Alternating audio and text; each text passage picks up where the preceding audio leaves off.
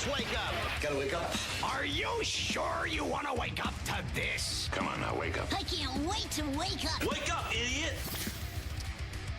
All right, yeah, it's a Wednesday. Hanging out with you here in the DriveHubler.com studios. KB and Andy, Mark Dighton producing today's effort. It's the wake-up call. KB's got his Notre Dame stuff on. Did they play last night? I meant Big to one check. tonight. Green out. All right, Green there it jersey is. night. Green Notre Dame, Miami. Green out. 7 o'clock tip. Cannot wait for Let me that know if one. you guys want to hang out and watch. Probably not. We'll hang out. Maybe it'll be on the second TV. Let me move my camera too here, by the way, Mark. It was all off to the side. I don't know what querying company we're doing in here. All right, let's get it going. Second TV. What the hell else are you watching tonight? That's a good point. What It is is on? a great point. I don't know what else is on. There's some college Real basketball Housewives on. Orange Golden County. Bachelor? Is that what you're Of watching tonight? Big Indianapolis. Brother season 38? Real Housewives of Indianapolis. That's what we're watching here. But KB last night, pretty good night for Purdue, looking good. Juwan Howard, wow, we were just talking before the show how much longer he may last at Michigan. And then the Pacers, a valiant effort. I don't know if we want to go through it was a valiant effort or not. A loss nonetheless. No Tyrese Haliburton, a close game. In Jokic, a stone-cold three to end things. How are you today, my man? Boy, Everything good? I am good, by the way. A little patchy fog on the commute in. From a closing delay standpoint, looks like very little, but just keep an eye on that. A lot of rain. We ever going to see the sun again? I know. It is one of those moments. I'm like, like this week, next week, anytime? Darkness is going to be here until probably, St. Patrick's Day at this point. Boy, valiant effort. I understand why you throw that phrase out there, but damn. You hate it, wasn't don't this you? team in the in-season tournament championship? I know. That's what I'm struggling with this morning. Haven't they heavily contributed to Adrian Griffin no longer having a job? I understand why you say it, and certainly life without Tyrese Haliburton is going to be difficult.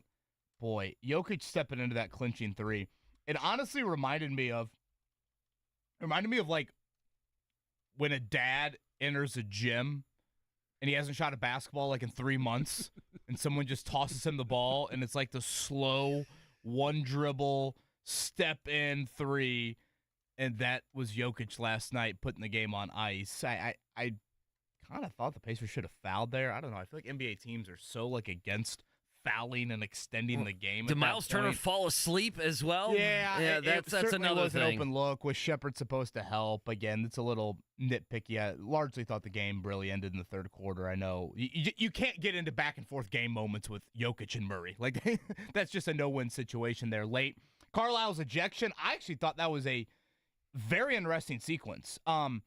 I might be reading too much into it. Andy, I thought he got ejected to defend Pascal Siakam. Oh, did you? Okay. I thought it was strictly a defense of the new star. If you watch the play, it looked like a foul, not in slow motion. It looked like a foul. Never reacts, though. Right. I mean, you would think a player would be more have demonstrative. Some sort of reaction, and Rick just loses it. I mean, that was one of the quicker ejections you're going to see there. I'm not going to get just one technical. That is, I'm getting the two. I'm getting the heave-ho in the third quarter. Yeah, and he certainly did. But, again, you are at a position right now where in the short term and the long term, and I say long term in the next kind of couple of weeks with the trade deadline, you just can't celebrate, feel-good, moral victory stories. I just can't do it. The standings don't allow you to do it. And, again, the trade deadline evaluation doesn't allow you to do it either.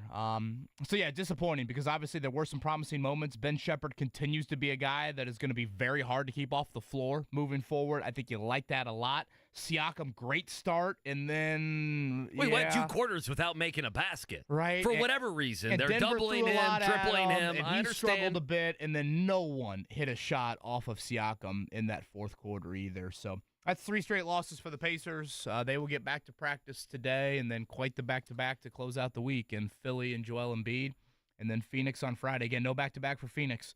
Feeding into that game. So the difficult home stretch continues. Dustin Dopirak will join us at 8:30. We'll talk about that. Yeah, Carlisle gets the heave-ho, as angry as you had seen him. 19 points in that third quarter. And I woke up, I know I led there mentioning valiant effort, but it's not, KB, it's not how I feel either. And it's kind of a difficult dance, I feel like, that we're doing here because they don't have Haliburton. And when you mention we can't sit here and in one side of our mouth say no one is as valuable to their team or, there's 5, 10, 7, whatever the number is, players that are this valuable to their team, and Haliburton being, and he is, by the way, one of those players, and then not give a little bit with the Pacers not having him. But the reality is here that they've lost, 5 out of the last 6, and they're the 7 seed right now if the playoffs were to start. And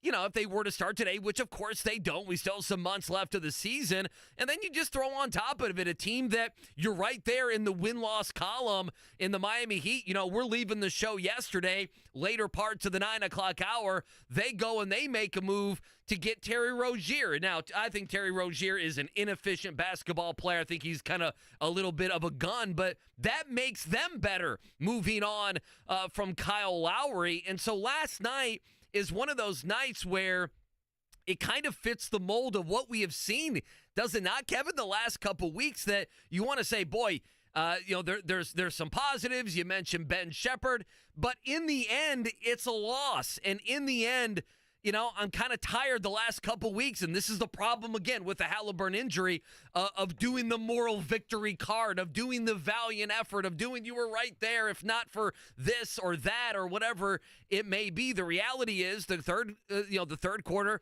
was crappy. The reality is that no one could hit a shot in the fourth quarter. The reality is as well, you went 2 quarters without Pascal Siakam making a bucket as well, and it adds up to 5 out of 6, and you have 2 more difficult games here before you might get a chance to get Tyrese back. Yeah, that's the reality. I should probably preface a couple things, Andy, on the, I can't sit here and just say moral victory and, hand out orange slices.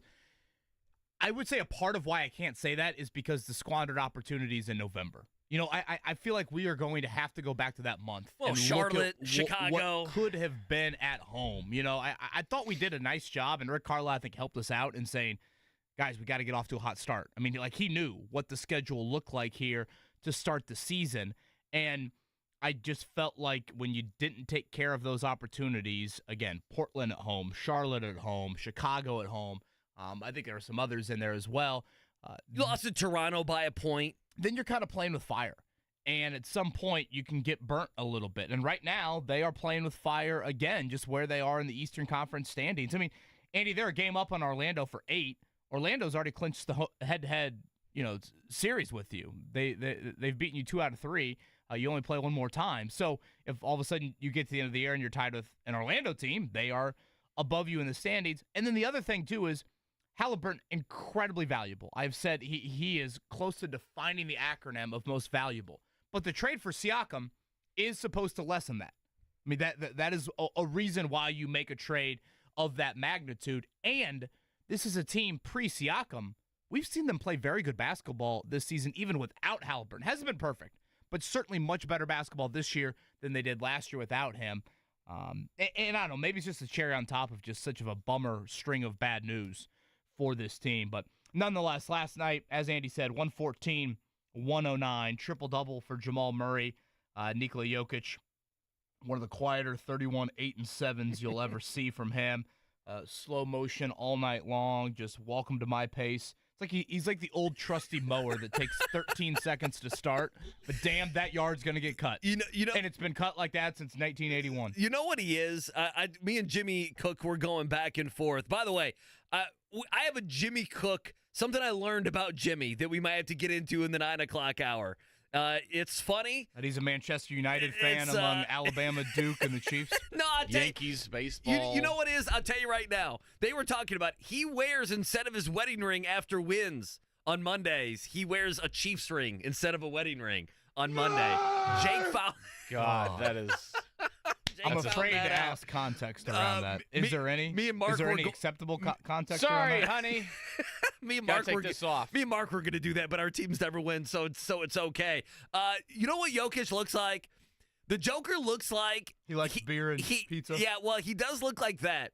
He looks like he just always should be wearing sweatpants. That's what he looks like. Oh, sure. That's how comfortable he looks he like. looks like a Snuggie. Yeah, he hits a 3 and just shows no emotion. The dagger, as Miles Turner kind of got lost there. So I don't know. Where do you sense? This is where I need help here. Where do you sense fans are with this? Because I think fans get tired of the valiant effort, We don't have our star player. So I think they're about done with that now as you look at, being the 7 seed right now in the East. Yeah, I think fans get it. I think fans get where the calendar is. They get where the standings are. They understand that, in 15 days you're going to have a trade deadline. And, okay, Buddy Hield played how many minutes last night? Yeah, 22. And in the fourth Scored quarter, one basket. when you couldn't throw it in the ocean, you didn't go back to Hield. If I can critique one thing with Lloyd Pierce, I thought going to Shepherd was a great move. Thought maybe some offense-defense subs there late just to get another shooter on the floor. Turner and Neesmith, just clank after clank on open looks there late in the game. But that's certainly a conversation to touch on. Pretty stress-relieving efforts from Butler and Purdue last night. Butler does what it needs to do, and boy, do they set up a stretch now the next month. Quad 1 wins galore for the Bulldogs. How about giving away a pair of tickets to Butler Nova on Saturday? Oh, let's do it. Late last week, we rewarded an early listener to the show. Let's do that again. Mark, leading scorer last night for the Bulldogs, 317-239-1070. You give us the leading score, we'll give you a pair of tickets to a checker out inside of Hinkle coming up Saturday afternoon with Villanova. Purdue just surgical, Andy. I feel like you always walk away from a Purdue game and there's one thing that you just shake your head at. Andy, they didn't have a turnover, a single turnover until the under 12 media timeout of the second half. They went 28 minutes without committing a turnover last night. They at half, I think they were up 20, was it 21 or 23, something like that at half. They're up 24 at half. Okay, yeah. 24 at half. 49-25. Poor Juwan Howard. That ain't going to last too much longer. Zach Edey at halftime was 2 of 7. Yeah. Didn't score until like the 12-minute mark. Imagine saying to Juwan Howard before the game, and hell, Juwan's probably got a lot to deal with right now, so maybe it's Phil Martelli. Imagine saying to one of them, hey, Zach Edey will be 2 of 7 at halftime. They're going to say, where do I sign up? Sharpie marker? Do I need to go shirt off for that? 2 of 7, and you're down 24 at half. Well, I mean, Braden Smith was 8 of 31 before last night. He got off the schneid, if you will. Couple slump busters, if you will, for the teams around here. Lance Jones, very, very impressive again. I mentioned this to you earlier in the week. I was kind of finding a time to get to it, and I think today makes a lot of sense. I feel better about Purdue here in late January than I did this time last year. I want to explain why. I think that there's one specific individual that I think makes me feel better about Purdue moving forward. And it's just another reminder of, like, Zach Edey is still Shaq. I know last night he didn't go for, 30 and 15 like he's been doing. Yeah, home 16 and 10, another double-double. But right. Andy, he had just come off of 3 straight games of 30 and 15, and this is against the Big Ten. Like, when you get into conference play, you're supposed to be a bit limited, or, you are scouted in more of a serious manner. These teams are used to facing you on a somewhat annual basis, and yet Edey is still putting up Shaq-like numbers. So at some point today, I want to make sure that we get to that on why I feel better about Purdue. Joe Lunardi, by the way, does have Purdue back as his number 1 overall seed. I know UConn. They should be. UConn is one in the polls. Yeah, that's but fine. I think It doesn't matter. When you look resume-wise. It's not close. Purdue's got more of those quality ones. Those tickets went fast, by the way. Those Good, Butler there tickets you are go. gone. Pierre Brooks, right? Now just make Big night for sure. him. Now, when does Butler let you know if you're sitting in a blue section or a white section, so you're not the guy wearing the wrong shirt? Mark, on TV. Feel free to look this up, but I'm pretty sure they have announced these sections. It looks great on the graphic. No, I mean, it always looks great. You just don't want to be the one guy. You need people to cooperate, certainly here. Don't be the one guy. So we give you Hopefully the tickets. Thad Matta going to join us, by the way, later in the week. Good. That'd be good. So Thad Matta will join us coming up here at some point this week. Again, 99-67, your final last night in West Lafayette. By the way. Go ahead. This is going to be in the blue section. Okay, blue section. Mark, who was that? Was that Travis? Travis. Okay. Travis, rock the blue. Okay, no offense here, but it's much easier to have a blue wardrobe than it is something that's all white. Am I right with that? Like I'm saying that wearing a white-gray sweatshirt right now. I understand feel like the that. all-white is like one of the shirts you get for, like, volunteering somewhere, or, like, you catch a T-shirt at a sporting event, and it's how like, I feel. Here you go. I just feel like every time you get a white shirt, you're like, there's only a matter of time before I get ketchup on that thing. Like, oh yeah, it's you're the worst. You're gonna spill dirt on it. The kid's gonna spit up something, and it's gonna be ruined going through the Everybody's wash. gonna know what I had for lunch well, today. and if you're a big guy like me, black is slimming, or dark blue, or navy, or whatever it is also slimming. Let me say one thing, because I think later on I'm gonna have something that will add to why I like Purdue, and it has nothing to well, it has to do with their team, but I'll explain when you toss yours out. One more thing of this Purdue game. You know the thing that in this type of setting, and they play all 15 guys last night and whatever, Braden Smith shoots much better in the first half. Robbie Hummel talked about that on Peacock last night and everything else. But they're up like 15 and 10, 12, 15 in these, and they're not going to lose the game. Like Purdue knows they're going to win the game.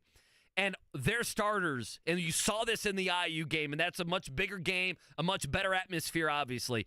Their starters are diving on the floor for all these loose balls. Yeah. They're the ones doing the Ben Shepherd play, out hustling. It's not Michigan or the other team. I'm not even picking on Michigan. It's Purdue doing that, and that's something that I've seen consistently this season. It's just something that gets lost when you win by 30 in a game you were never going to lose. Boy, Shepherd is really striking me as a guy that just I don't know where the minutes come from, but man, and I know he's not Buddy Hield. He's not, but I'm trying to watch the game last night and think, okay, where do you get minutes? If you trade Hield, is he again? He's not the shooter, and I know. But boy, he's earned it. I was disappointed to see Obi Toppin in well before. Did Jarris Walker? I don't think he got any run. I don't remember him even playing last night. No, he didn't play. So Pacers lose last night. That's 3 in a row. Purdue and Butler absolutely dominant on both of those. And a couple of Colts NFL items to get to at some point today. Again, we've teased this a little bit this week. Should have some time with just one guest. But what if with Dan Campbell? He was a coaching candidate for the Colts back in that 2018 cycle. We'll kind of go over what exactly transpired then. And the old fumble out of the end zone rule. You got some thoughts on that? Oh, I got some thoughts on that. Oh, yeah, you better believe it. I think I found a decent resolution to it. Okay. I don't know. I'm going to need some confirmation from some people. Giannis has a new coach. Did Doc Rivers stab Adrian Griffin in the back? And if you're ESPN, do you call Jeff Van Gundy back to get him? Oh, yeah, he got let go in all the layoffs, didn't he? Yeah, bring Van Gundy back. He's great. Like Adrian Griffin lasted longer than Nate Bjorkgren or John Beeline or Frank Reich. I'm trying to think of these other coaches that barely lasted at all in their respective spots. We'll talk about a ton of that. Again, it is a rainy Wednesday morning, a little foggy as well, so watch out for that, but nothing too crazy here for us on our commutes in this morning. Thanks for spending this Wednesday morning with us. It is the Wake Up Call. KB and Andy on 93.5, 107.5, The Fan.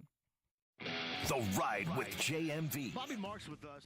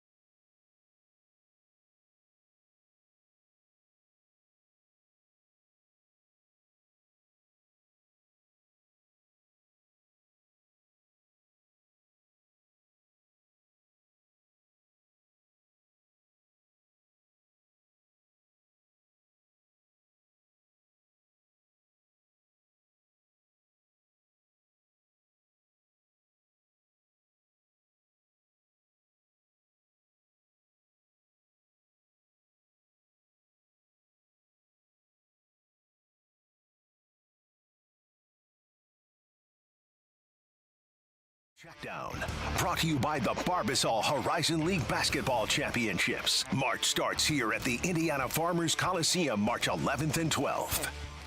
All right, let's get to last night in Cambridge. 5 of 6 losers are the Pacers now, 114-109 to the Denver Nuggets. One of the big storylines, Rick Carlisle being tossed in the third quarter. Now in that third quarter, just 19 points scored by the Pacers. Here's Carlisle postgame on the loss and getting tossed. I want to give the assistant coaches a lot of credit. I mean, the third quarter was not going well. I got run out of there. It got to 10, but they kept the group together. You know, getting Shepard in the game was a great move because it brought an energy that we needed. I got run out because I didn't like what I was seeing out there at all, not one bit, and I'll leave it at that. That's pretty obvious. But they made more plays and more shots, and we had some great looks, you know, that didn't go down tonight. But there are some things that we have to do much better headed into the game on Thursday. Boy, they missed some golden looks there in the fourth quarter. Siakam had several kind of kickouts to Turner, Neesmith. Those two really stand out to me as guys that just missed. Again, great looks there. In the fourth quarter, it's a 3-game losing streak. It's 5 of 6 they have lost, 114-109 to the Nuggets. You are not in moral victory territory with how the Eastern Conference standings look right now. And bad news continues in that it's Joel Embiid and the Sixers tomorrow night, and it is the Suns on Friday. That's a back-to-back for the Pacers, and Phoenix is not on a back-to-back. So a very difficult homestand without Tyrese Haliburton continuing this week for the Pacers. Just one quick stat. Our guy Eddie Garrison sent this to us. The 5 threes, that ties a season low for the Pacers. I would have thought that would have been the low. Yeah, 5 of 21. I heard Daenerys say last night they attempted just 6 in the entire first half, so a very low number without Tyrese Haliburton. All right, last night in West Lafayette, Purdue handling business like you would expect them to. It was surgical by the Boilers, 99-67. They did not have a turnover until I think it was the 11:57 mark of the second half. Just absolutely clinical in protecting the basketball. We've said it often, Andy. They just got to get out of their own way. As long as, they keep that turnover number somewhat low. Certainly last night they did that. A historical low. They're going to handle business, and they did that. Lance Jones, 27. Braden Smith, 11, 10, and 7. When Zach Edey has, 16 and 10, and you win by 32, it is a very good night. It was a very good night for the Butler Bulldogs as well. 90-66 over Georgetown. They do what they needed to do, take care of business against an awful Big East team away from home, and that sets up quad one opportunities galore for Butler. They will be tough games, certainly, but they have got some terrific chances here in the next month to continue to try and build a resume. They need to pluck several of them to try and build that resume, but Thad Matta's bunch has got that opportunity here upcoming as Butler beats Georgetown 90-60. I don't know if you saw it last night. You see Wisconsin hit a couple free throws with 4 seconds to go. That's how they won. They won by 2 last night. Otherwise, Minnesota Purdue would be did first the little place. Foul game. Yeah. Minnesota clanked the free throw and almost sent that game in overtime. Yeah, Purdue and Wisconsin. I believe it's a week from Sunday. If you want to start to look ahead to a big one in terms of the top of the Big Ten standings, that is upcoming here in a bit. That's the dead Sunday, right? Where nothing's going on. Is that Pro Bowl Sunday? That's the Pro Bowl festivities Sunday where there's nothing going on. Give us all the college basketball. We need something. We're trained Sunday afternoon to be watching sports on TV. A couple different notes just to throw out there. The Baseball Hall of Fame class, I don't know if you guys saw this, of 2024, Joe Mauer, Todd Helton, Adrian Beltre, Jim Leland making it there. Again, I don't know how much Some you guys... ex-football players in Mauer and Helton, right? You like that? So, again, every time you bring up names, even though those guys obviously have such lofty numbers and are deserving and everything else, you get the who's not in the Hall of Fame. We're putting Joe Mauer in instead of fill in the blank, so that's always out there. On 3 reporting, Jim Harbaugh and the Chargers getting close to striking a deal here. And then you guys' guy, Tom Telesco, taking over as general manager with the Raiders. I only bring that up because Ed Dodds, Chris Ballard's right-hand man, it's thought that Dodds potentially would be going there to the Raiders with Tom Telesco. It seems like the 10th offseason in a row, Ed Dodds has interviewed a bunch of places, and then looks like he'll be back. In Indy, Adrian Griffin, again, fired yesterday as Bucks head coach. That is 43 games. It is kind of amazing when you look at they're 30-13. They've won 5 of 6. It's not like they've been on this recent slide. They're second in the East, and he gets fired. The third shortest stint in the history of the NBA. I mean, that has to be Giannis and Dame just don't care for him, right? That I has mean, to be it. it's But I'm simple. like, why? Like, what are they saying that, like, 30-13, second in the East is not indicating? I mean, having read up on this, the prevalent thought is a little bit of what Mark is saying. They don't know how to use Dame. Their defense hasn't been what it when is. You trade Drew Holiday, a couple of weeks before the season starts. I understand. Drew Holiday is a complete player, and Damian Lillard wants to pull up from half court and shoot a bunch of threes.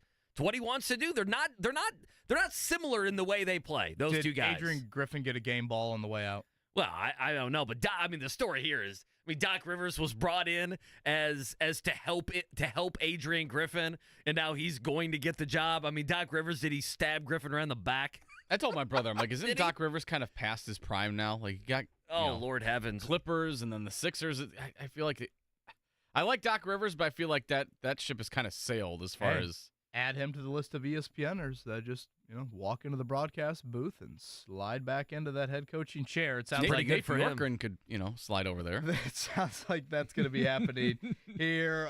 One other note on a day like today, you think about what the month of May could look like, and hopefully the weather looks nothing like it is outside. Marco Andretti, that car confirmed for the 2024 Indianapolis 500. Now 29 drivers confirmed. It does sound like, based off the unconfirmed drivers, but teams that have said that they will be in the 500.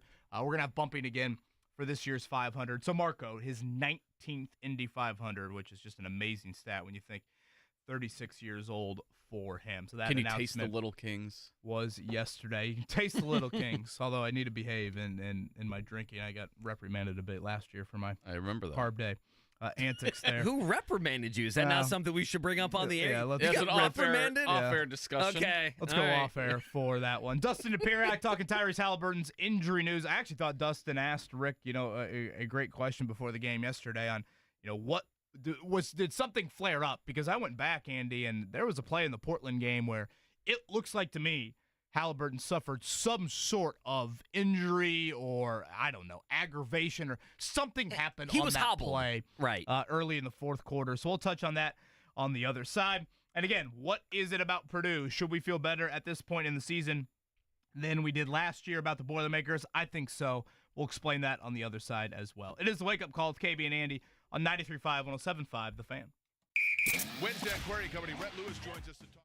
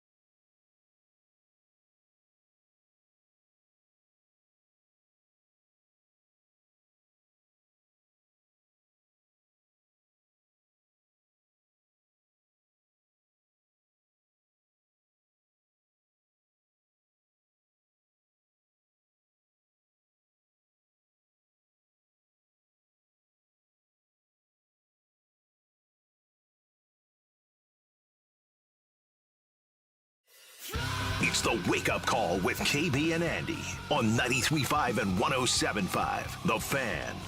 All right, I think I know why Mark played this. We'll get to it here in just a second. Pacers losers last night, Purdue winners. We'll dive into Purdue here in short order. Reminder coming up in about 50 minutes, 8:30 or so. Dustin Dopirak will join us. We'll talk some Pacers with him. He's from the IndyStar. Now, they talked about that song, Mark, in the broadcast last night on the Pacers game. Did you hear that, or did you organically just play it? I had heard it. Okay. Is Noah Eagle, who was on the call, right? Mm-hmm. With Hummel last night. I think that's a mentioned the great body listen, by the way. the floor.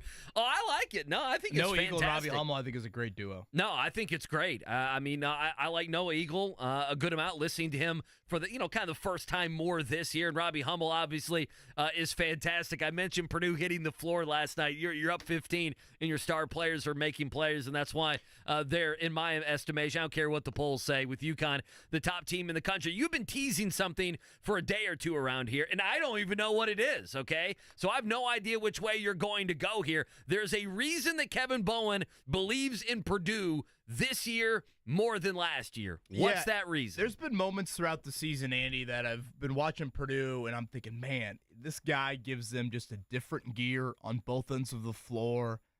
Then I'm sitting there inside of Assembly Hall, and you're always just curious, I feel like, in Purdue, Indiana, of, okay, how are guys going to react to these environments, particularly the road teams in those matchups? That's why I was just so beyond impressed by what Jalen Hood-Schifino did last year in Mackey. Like, to have that night inside of Mackey, and sure enough, I'm sitting there watching last Tuesday, and, if we remember, that was kind of a back-and-forth game for the first, 7 minutes, and then all of a sudden, it really got away from Indiana very quickly. But Lance Jones handles that environment beautifully, and it's no fear from him.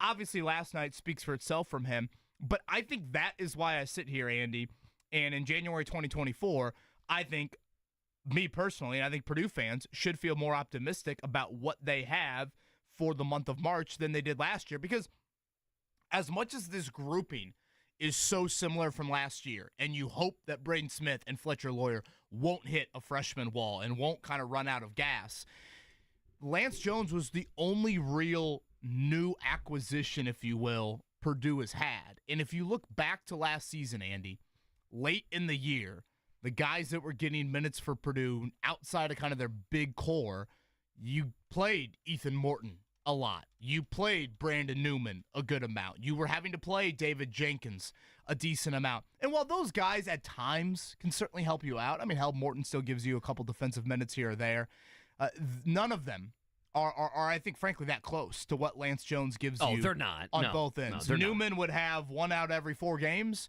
It'd be like, man, he should play more. Right. And then you'd be like, well, that's why he doesn't play more. Morton lost a lot of minutes. That was a conversation we talked about. Morton was a liability Sure. on the offensive end of the floor too often. Jenkins, probably end of the year, the best out of all of them. But again, in Lance Jones, whether it is his energy, whether it's him as a ball handler, I thought it was great that Mackey gave him a standing ovation late in the first half last night for his energy on the defensive end of the floor. He's fearless. I'm sure there are times where Matt Painter thinks, I don't know about that shot. But I think that is but such you need a little bit an of that important sometimes. jolt for Purdue. And the ball handle aspect, I think, is critical because, Purdue is not this plotting team. They do not just want to get in the half court and throw it into it's not Jokic-type pace with Purdue. If they have opportunities to run, they want to run. And with Lance Jones, it's not just, hey, you have to find Braden Smith. He's the only guy that can lead the fast break. Lance Jones gives that for you. So they found a guy in the portal that can give it to you on both ends of the floor. He guards, he scores, and he can handle it a bit. And last year, at times, it was like, oh, boy, really? Morton's getting that many minutes? Oh, boy, Newman? Is it going to be good Newman or bad Newman? And then Jenkins again. Now you have a guy that I think is much more consistent. Again, both ends of the floor for you, and I think is a critical piece to feeling better about Purdue when it comes to the month of March. Zach Edey is still Shaq. There's no questioning that. He's still Shaq. He's proven that in the Big Ten when, teams should scout him more and teams should be used to him more. But they needed a little bit of juice and a little bit of energy, and Lance Jones has unquestionably given them that. What's their downside? if I just flip that around, because last year that was one of the downsides, and you mentioned the guards kind of hitting the wall, not kind of hitting the wall, hitting the freshman wall, having young guards going into the NCAA tournament. What's the thing we need to watch for Purdue? I think that's probably what I'm struggling with. I mean, their defense is top 12. They're number 12 right now in KenPom adjusted efficiency. Their offense is number 1. I mean, they're the most efficient offense right now per KenPom in college basketball. And Jones is fantastic. I think you need a little bit. Occasionally, he does a little bit of YOLO, but I think you need that. I really do. And then, I was going to add just one thing to it. Watching a lot of college basketball, every year is different. We had Bob Kravitz on. When was it? A month ago, 3 weeks ago, whenever it was. We had Bob Kravitz on. And he was very strong in, and maybe even Greg Doyle mentioned this as well with us, but I know Bob did, that he just flat out said, hey, this is the year that Purdue's going to win the national championship. Okay, and that's fine. You can have that prediction when you're, just starting Big Ten play, conference play, and everything like that. And you look at them right now, Purdue, having watched a lot of college basketball this year, I think once you get to like 4, 5, and 6, I think Purdue's better than all those teams. I'll give you a great example. You kind of had fun with it, but Kentucky basketball, they added, we got to get to the Big Z controversy also at some point, because I love what Purdue did. Purdue trolled Kentucky basketball, and I love every bit of it. We'll dive into that. So Adrinas Ilgauskas? I love it. Well, with Zach Edey, is he the Big Z, the new player there on Kentucky? But Kentucky went last night, and they lost. They got blown out. Kentucky went on the road and got absolutely hosed last night at South Carolina. And the reason I bring it up is I just don't see that's something that Purdue would do. I mean, they lost a close game to Northwestern. I know they lost to Nebraska. That I'll give them one game. But Kentucky can't win on the road, and I only bring them up. And I've seen a nice amount. I know a couple people on the staff there at North Carolina. I actually thought you could have put North Carolina at number 1 a couple weeks ago, and you would have been fine. But Purdue this year, boy, I don't see the strength in college basketball quite as much. Yeah, how many teams do you put in Tier 1? I think in Tier 1, boy, I think I would have probably UConn. And not probably, UConn, Purdue, and then that third team, I don't know who that third like team Arizona is. And Kansas have come back down to earth. I don't love what I've seen from Kansas. Kentucky, I've seen, I've seen Tennessee. Is it Carolina? Carolina? I know it was a couple weeks ago. To me, it would probably be Carolina, and you would put those 3 teams in there. And I just think, boy, we talk about it lining up for Purdue. I know you can say that. I feel like this year it lines up a little bit more for Purdue, perhaps even than last year. That's how I feel. I could be caught up in the moment, the fact that they're winning a bunch of games, and Zach Edey's Shaq in the last 4 games, they've looked as good as they can look. And again, my thought isn't as much having to do with what maybe the rest of college basketball looks like. I just think Lance Jones is such an important piece that Purdue was lacking last season. You were kind of a hope and a prayer when you put Morton out there for 25 minutes, or Newman, or Jenkins. Now, again, there's going to be a few YOLO moments, to use the phrase that you just used with Lance Jones. But I think at times when you get into ruts or you need a little jolt, that's very important for you to have as well. And he can give that to you. I guess to answer your question, what could hinder them? We saw big turnover numbers against Northwestern and Nebraska. So it's very important that obviously that is there. Obviously, those are coupled with great shooting nights by Northwestern and Nebraska. Can teams do that on a neutral site in the NCAA tournament? It's one thing to do it at home. It's another thing to do it in these neutral sites. And really, in the loss to St. Peter's or the loss to Fairleigh Dickinson, again, Purdue got games played in the 50s and 60s. They can't have that come tournament time. And I will say, and this maybe dates back to all the way back to who'd they play? Was it Arkansas in that exhibition game? For some reason, I was debating in my head if it was Alabama or Arkansas. Remember they had that I thought it was Arkansas. Yeah. I think it's right. They had that exhibition game that was, raising money for the Tornadoes, I believe it was, in Arkansas. And Edey was he in foul trouble? I think he was in foul trouble in that game because they played a real 40-minute game. And Arkansas had some big guards that I think, again, caused some issues for Purdue. If it's one thing, they're very small in the backcourt. Kind of goes back to the Indiana game of why I thought McKenzie and Bacco could be a really tough matchup for Purdue because lineup-wise, there's a big height differential. So, again, if you're going to ask me questions on what could hinder them, what could hurt them, I'd go there. But, man, I just think I was skeptical. When it was just Lance Jones out of the portal, and you're like, okay, it's Lance Jones and Miles Colvin, that's it? That doesn't really seem like a lot of juice. It's not like Lance Jones was this Missouri Valley Player of the Year averaging, 23 a game, and he was transferring up a level. He was not that. But, man, when you talk about puzzle pieces together and finding ingredients that you don't necessarily have in the kitchen, Matt Painter looks like he has found an absolute gem for Purdue's makeup in Lance Jones on both ends of the floor. And that's why I feel better about Purdue here in late January than I did last year. A lot of times when you have a loss, when your season ends in a crashing manner, and Purdue fans felt like that was going to be the case, don't you feel like, hey, we need some change here? And Matt Painter's like, I'm only going to give you a little bit of change. We're not going to change everything because of what happened simply in the NCAA tournament. I got to be honest, with some of these guys that transfer up in college basketball, I've been so conditioned to look at the high school classes. I mean, come on, you guys know the McDonald's All-American list was named. I see Flory Badunga make it. Yeah, there you go. I mean, you look at the that used to be the thing, right? How many 5 stars do you have? How many 4 stars do you have? And then so many of these guys that, and this is the biggest problem. This is probably why, like the offseason, you almost need to talk to someone who's well-adversed, and I totally mean this, in mid-major basketball, because, I mean, I didn't know how good Dalton Connect was who went to Tennessee. I mean, Indiana went after him. That dude's like 30 a clip, right? Lance Jones. You didn't see Lance Jones play basketball for 4 years. You had no idea what Lance Jones's makeup is. It's easy to read ESPN.com. Well, last year he shot 37% from 3, 42%, whatever it was. He averaged 12, 13 a game, and you get a guy like that, and yes, sometimes they don't work out. Sometimes they're not ready for the bright lights out of Purdue or Indiana or Kentucky, UNC, whatever it may be. But I think that is valuable. We're going to remember that as a show, and I mean that, is who is – maybe Rakestraw is that to some extent. Who has seen some of these guys at the mid-major level? Because this is the way so many of coaches want to build their roster, and I've been so conditioned to know what the 5-star, what the 4-star can do. There's not a lot of mid-major basketball being watched at a high level. There's just not. You just don't know who these guys are. Are you with me on Rick Carlisle got ejected because it was Pascal Siakam last night? Because it was Siakam, 100%. And they were playing. I mean, they're playing poor. 19 points.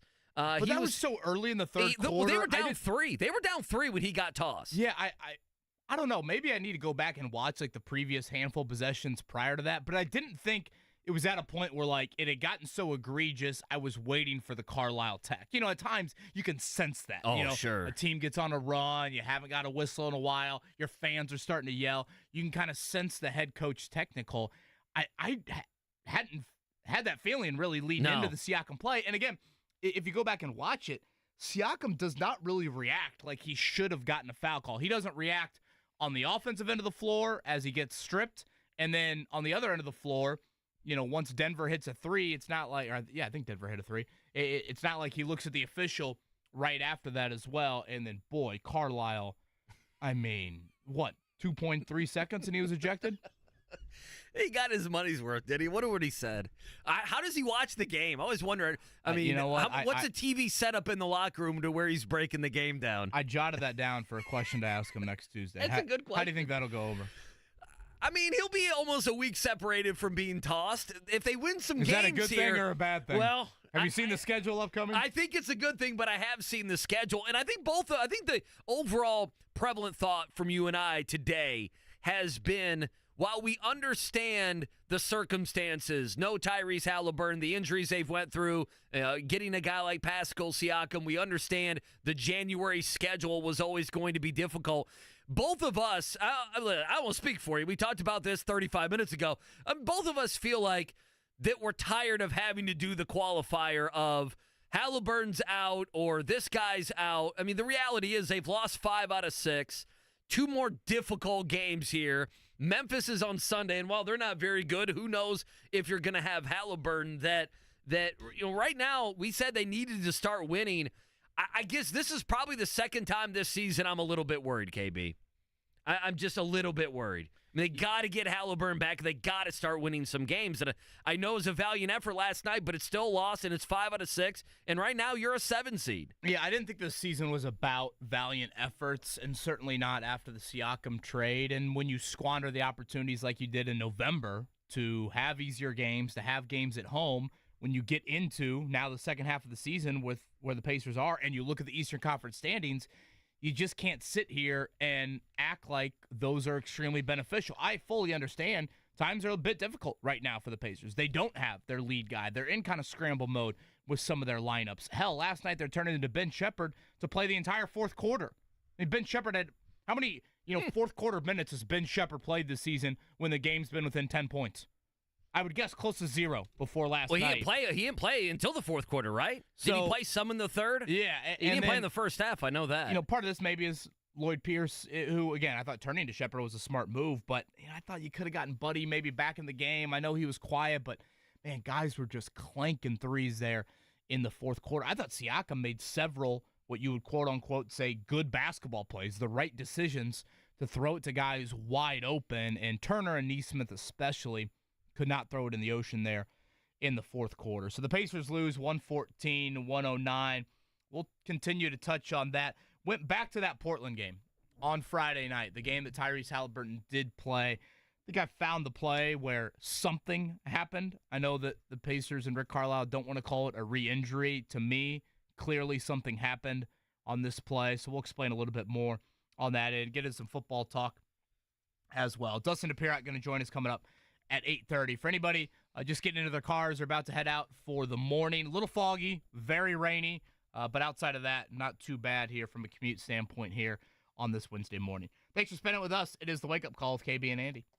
KFC still has 2 for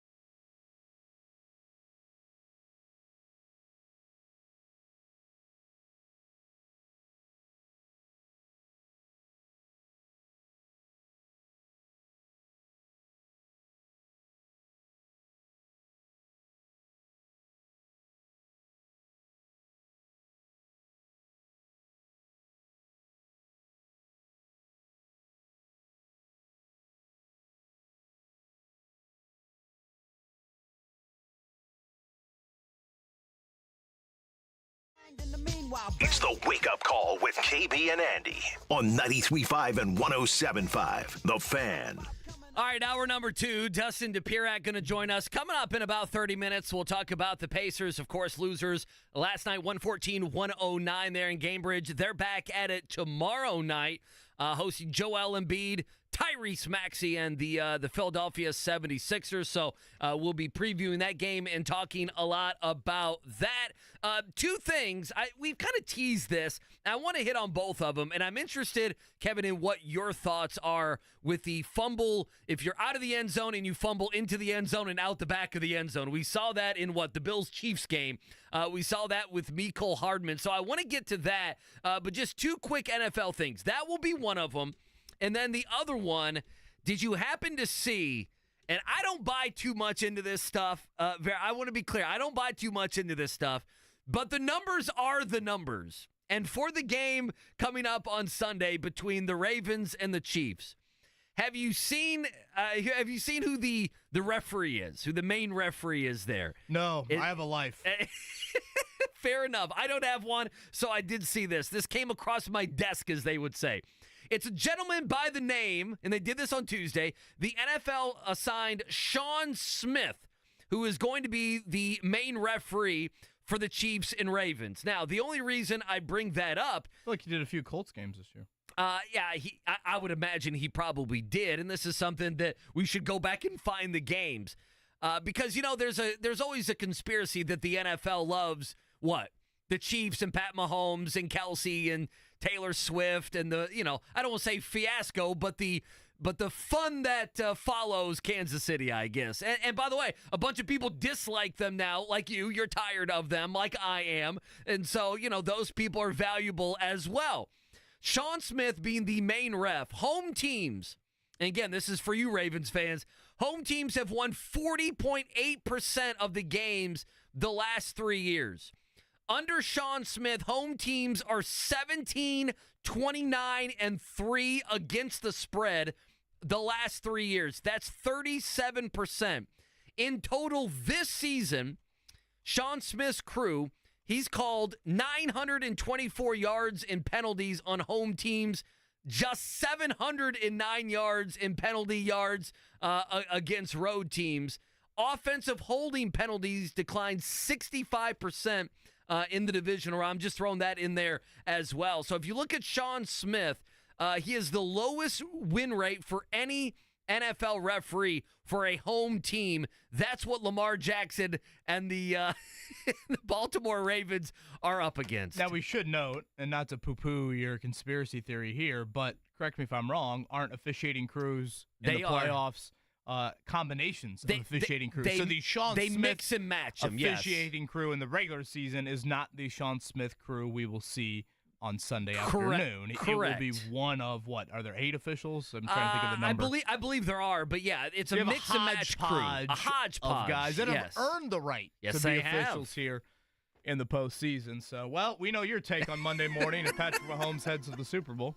Oh, man, hey, those are just the numbers. The numbers don't lie. All right, but now you can twist the numbers if you want. Fumble the ball out of the end zone. Yes, tell me what you think. I'm kind of hoping we disagree on this.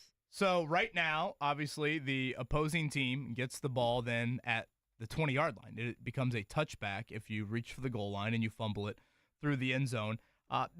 My thought is this. I think the defense recovering a fumble, I think it's an art. I mean, how many times do you see defenders try to scoop and score and it end miserably? How many times do you see guys just boot it right out of bounds and trying to scoop it up?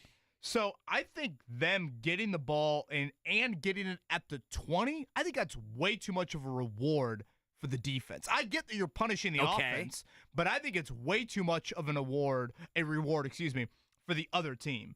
I think the opposing team, a.k.a. the defense, in this hypothetical, they should get it at the spot of the fumble. Now, in all likelihood, that spot would be like the 1 or the 2 yard line. Yeah, the 1, 2, 3 yard line, something. But again, I think it is a little bit of it's got like a cornhole feel to it. If you go over in cornhole, if you get to like 22 or 23, if you're playing 21, what happens? You go back to 13. Yeah. Like, to me, I kind of look at it and think to myself, okay, should the offense keep the ball, but they go back to the 20-yard line? Should they keep it and get a 10-yard penalty? I've seen a lot of these ideas thrown out there. I don't like those ideas. I think that fumbling it in a very precious spot of the field should have a punishment, but I don't think the defense all of a sudden gets out of the shadow of their own end zone and starts the drive at the 20. I'm like, wait a minute. Why should they gain 20 yards for not even recovering the fumble? They forced it. That is a great job. Right, Well, you get the ball. yes, Your reward is you get a ball. first down and 10. I do not think you should get it all the way at the 20. Give it to them at the 1 or the 2. By the way, speaking of cornhole, you guys will like this. So I was at, there's a bar I used to frequent, and I'll get to my opinion because I disagree with one little thing, but mostly I think we agree. And you play cornhole, you need to have a few beverages, right? You have to. Me and a couple buddies were playing these guys, and they made every single one, and they're like, oh, yeah, we kind of do this. They kind of said professionally, we play a lot. And on Sundays when the NFL's over, the NFL's done now, on Sundays when ESPN doesn't have college basketball and you turn on, especially during the summer, you turn on and they'll have like the cornhole championships or they'll have bowling or something like Darts. that. Yeah. Darts. I look up one Sunday, it's in July, and the guys that we played, they're in Vegas. At one of the tournaments. Ringers? Yeah, they're ringers, and they're making every one. I'm like, this isn't fun. The whole point is to be popping a couple drinks here and have a little bit of fun. You guys are making every single one of these. I will you guys share were the warm-up act. I will share one cornhole story similar to that. In college, spent the night in the Coke lot Saturday night before the Indianapolis 500. Ooh. So, insert debauchery here. So you're up all night then? Wake up early Sunday. I say wake up. okay. Hell, there was no sleep involved. Wake up Sunday morning. A good buddy of mine who actually played college baseball. Him and I, we obviously had a couple of drinks in the wee hours of Sunday morning. We head into the infield for the start of the Indianapolis 500. It's early in the race. We're walking around the infield. We see a very nice couple with cornhole boards. Okay. We think, hey, this will be the perfect time to get a little cornhole entertainment. Like in a man and a woman, or yes, a couple young no, ladies? No, couple, okay. man and woman here. Very nice, very friendly. Sure, would you guys like to play? Sure, come on over. Could not agree more. I'm thinking, we're going to absolutely wax these two. This is going to be a bloodbath. They beat us 21-0. Well, that's how this was. Yeah, it's 21-0.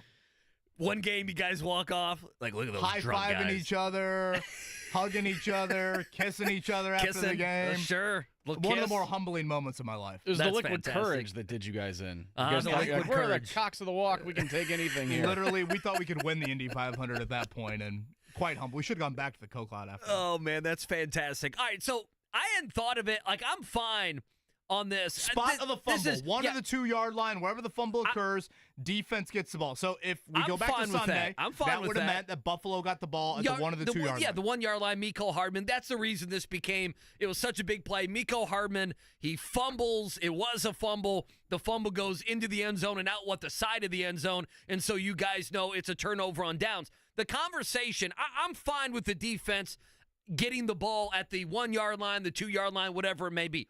I'm not passionate about that.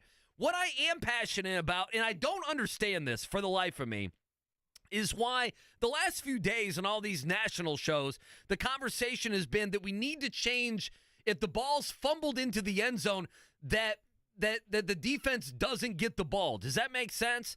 That the offense should keep the ball. That is what's being discussed nationally, is that the Chiefs should get the ball back after Mecole Hardman fumbled in and then through the end zone. Do you have an opinion on that? Because I don't like it. I could maybe listen to somebody have said the punishment was then you go back to the 20. Again, that's the cornhole analogy of you've gone over 21. You need to go back. Right. You keep your lead, or I guess, I don't know if you keep your lead, but you stay in the game, and now you go back to 13, though. Right. So, again, do you go back to the 20? I saw somebody mention yesterday there should be like a 10-yard penalty enforced from the spot of the fumble. Again, I can listen to those. I don't like them, though. I'm fine with giving the ball to the defense. I think there should be this is precious territory. It's the holy grail, the end zone. If you're going to risk it, then all of a sudden there's going to be consequences for it. So that's why I say the defense should get the ball.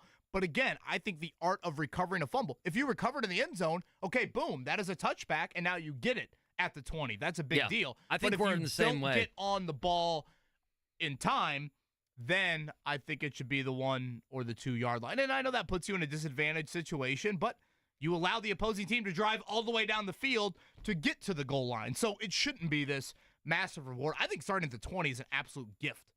I mean, Buffalo, Yeah. was a it was a gift. Huge Oh, point. it was a game saver. And Otherwise, yes, the game's over. Yeah. McCall Hardman had a costly mistake, but it's not like Buffalo, outside of forcing the fumble, they didn't get on the fumble. So I don't think they should have the ultimate reward of that. Are you 21? You go back to 15, or are you a 13 guy? I'm a 13, right? I think I'm a 13. Yeah. Are there people that do 15? I don't know. I thought you mentioned that. I thought it was always 13. Now, how about this right here? One of our favorites here, Harley D, tagged us in a tweet from somebody else. Oh, that boy. Says this. Remember, the end zone fumble touchback rule makes perfect sense. The field is the battlefield. End zones are a team's fort. An unaccompanied football rolling into a team's fort belongs to them. Battlefield doesn't belong to anyone. So fumbles out of bounds there.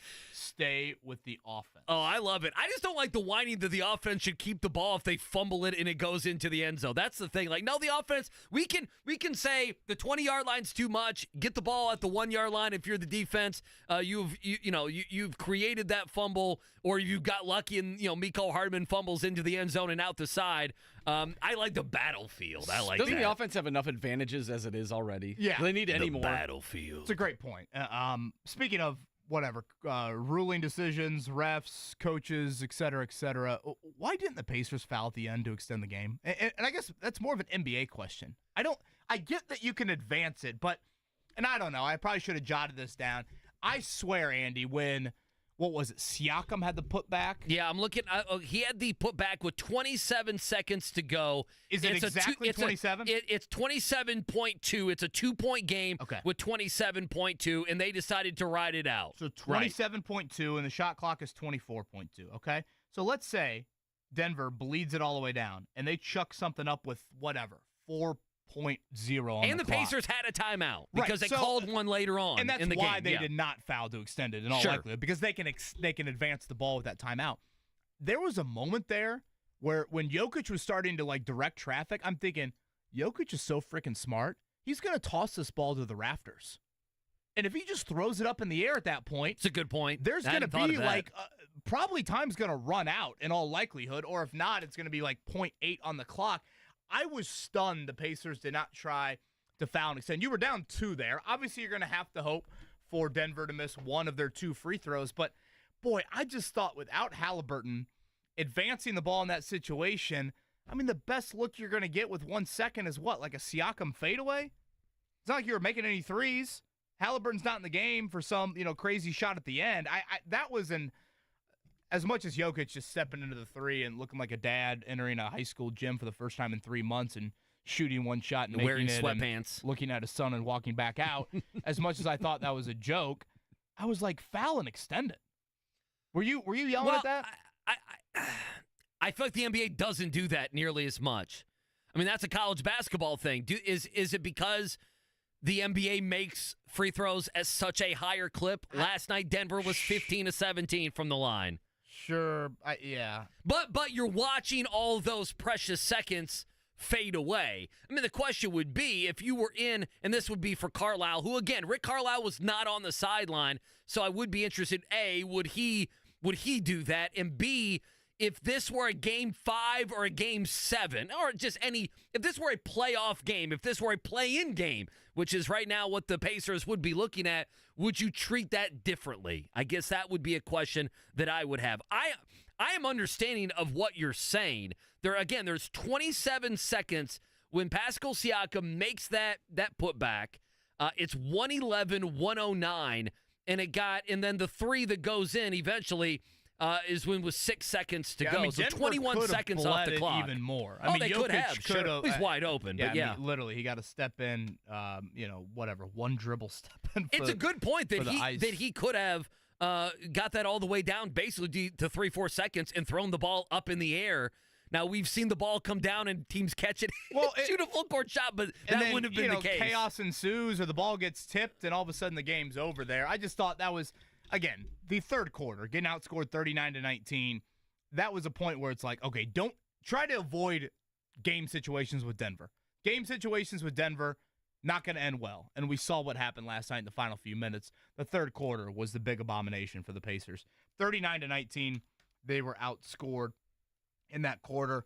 How would you assess Pascal Siakam's home debut? I thought it was a complicated debut. Yeah, in assessing it, but how would you describe it? Complicated's right. I'm not beating him over the head. Listen, I mean, in the end, he had 16 and 10. I think that's only his third or fourth double-double this season. So you get a double-double. I'm not going to harp on you too much. I guess what I would say is, and I wrote this down, let's see if I can find it. I mean, they went from, oh, goodness.